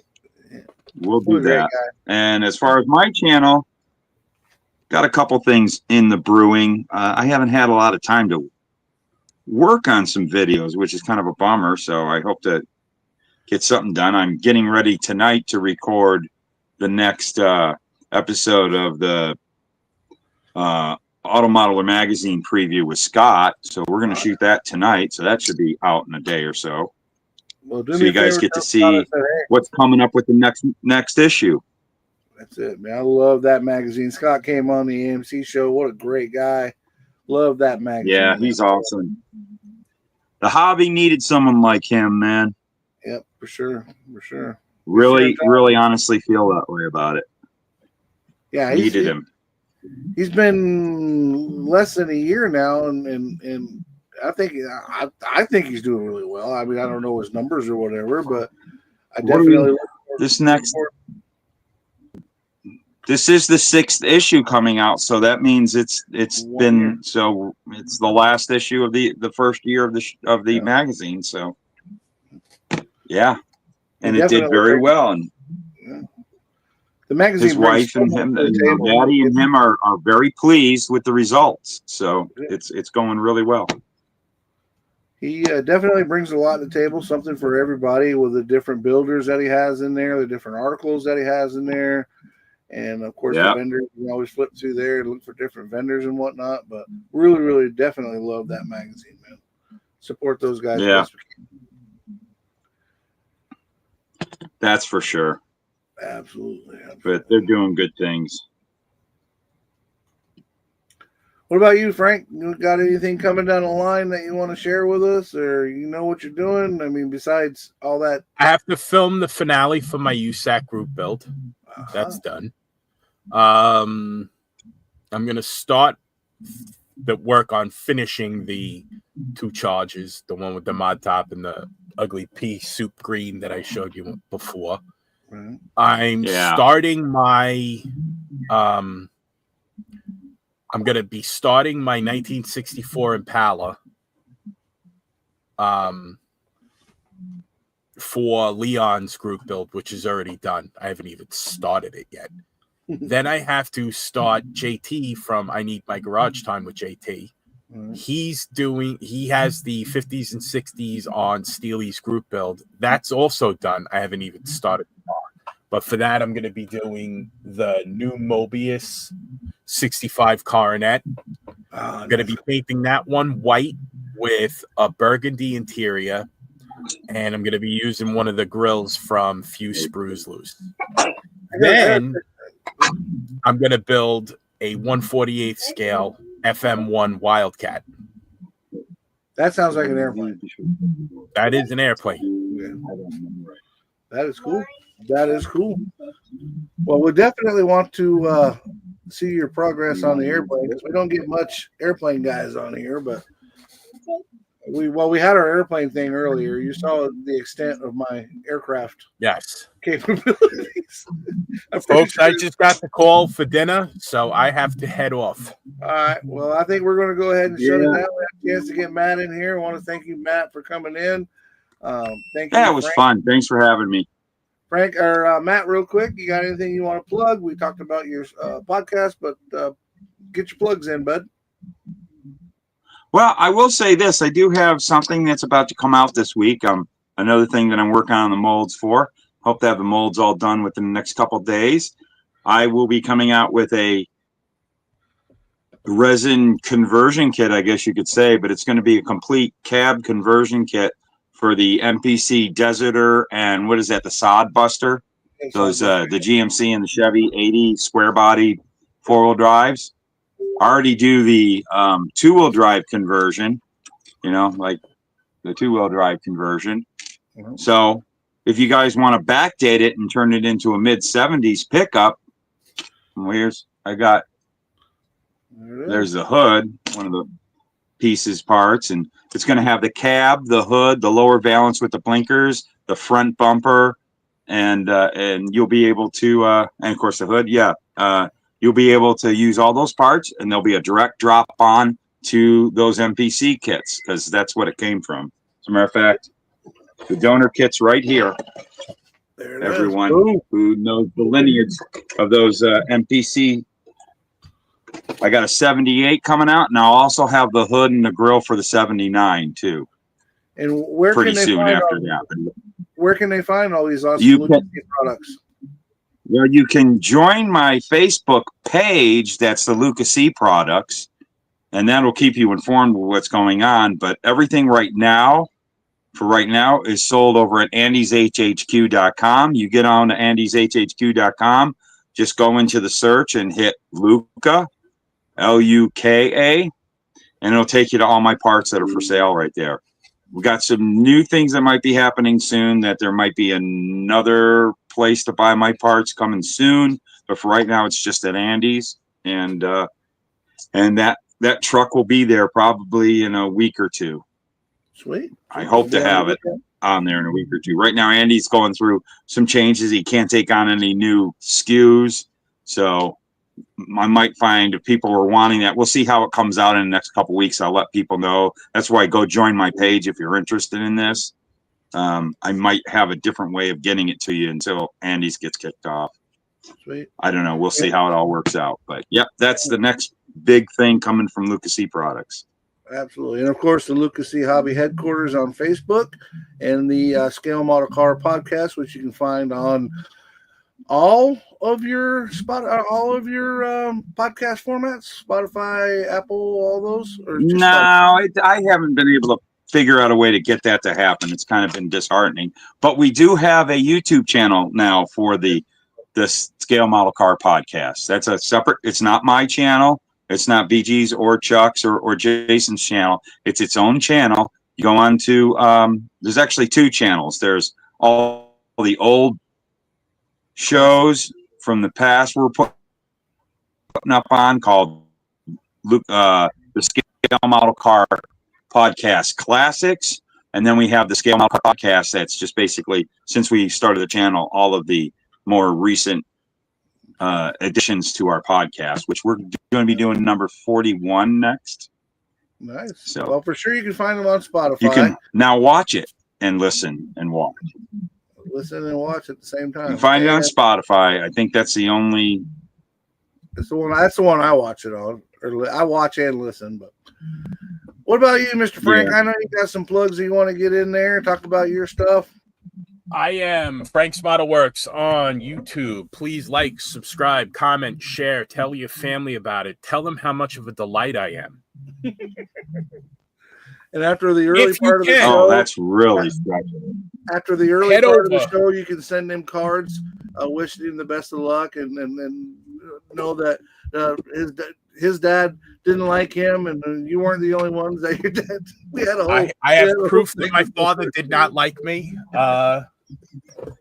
He basically, but don't worry about that. Subscribing to my channel actually makes me feel better about Right. that. He gets over his daddy issues like that. Good for you, Frank. Stay tuned. Coming up, I'm going to be having a product spotlight on Splash Paints. If you can, check them out. They're actually running a sale that expires tomorrow, the 26th. So that's splash-paints.com. Check them out. It's 15% off until May 26th. Be sure to check them out. Great paint. and I'll be having a product spotlight video coming out within the next couple of days. Awesome. And me and That's you it. will get this collaboration figured out. I know we dropped hints earlier. Yes. We've got some stuff that Frankie and I have to work on to make sure that we're not upsetting anybody else.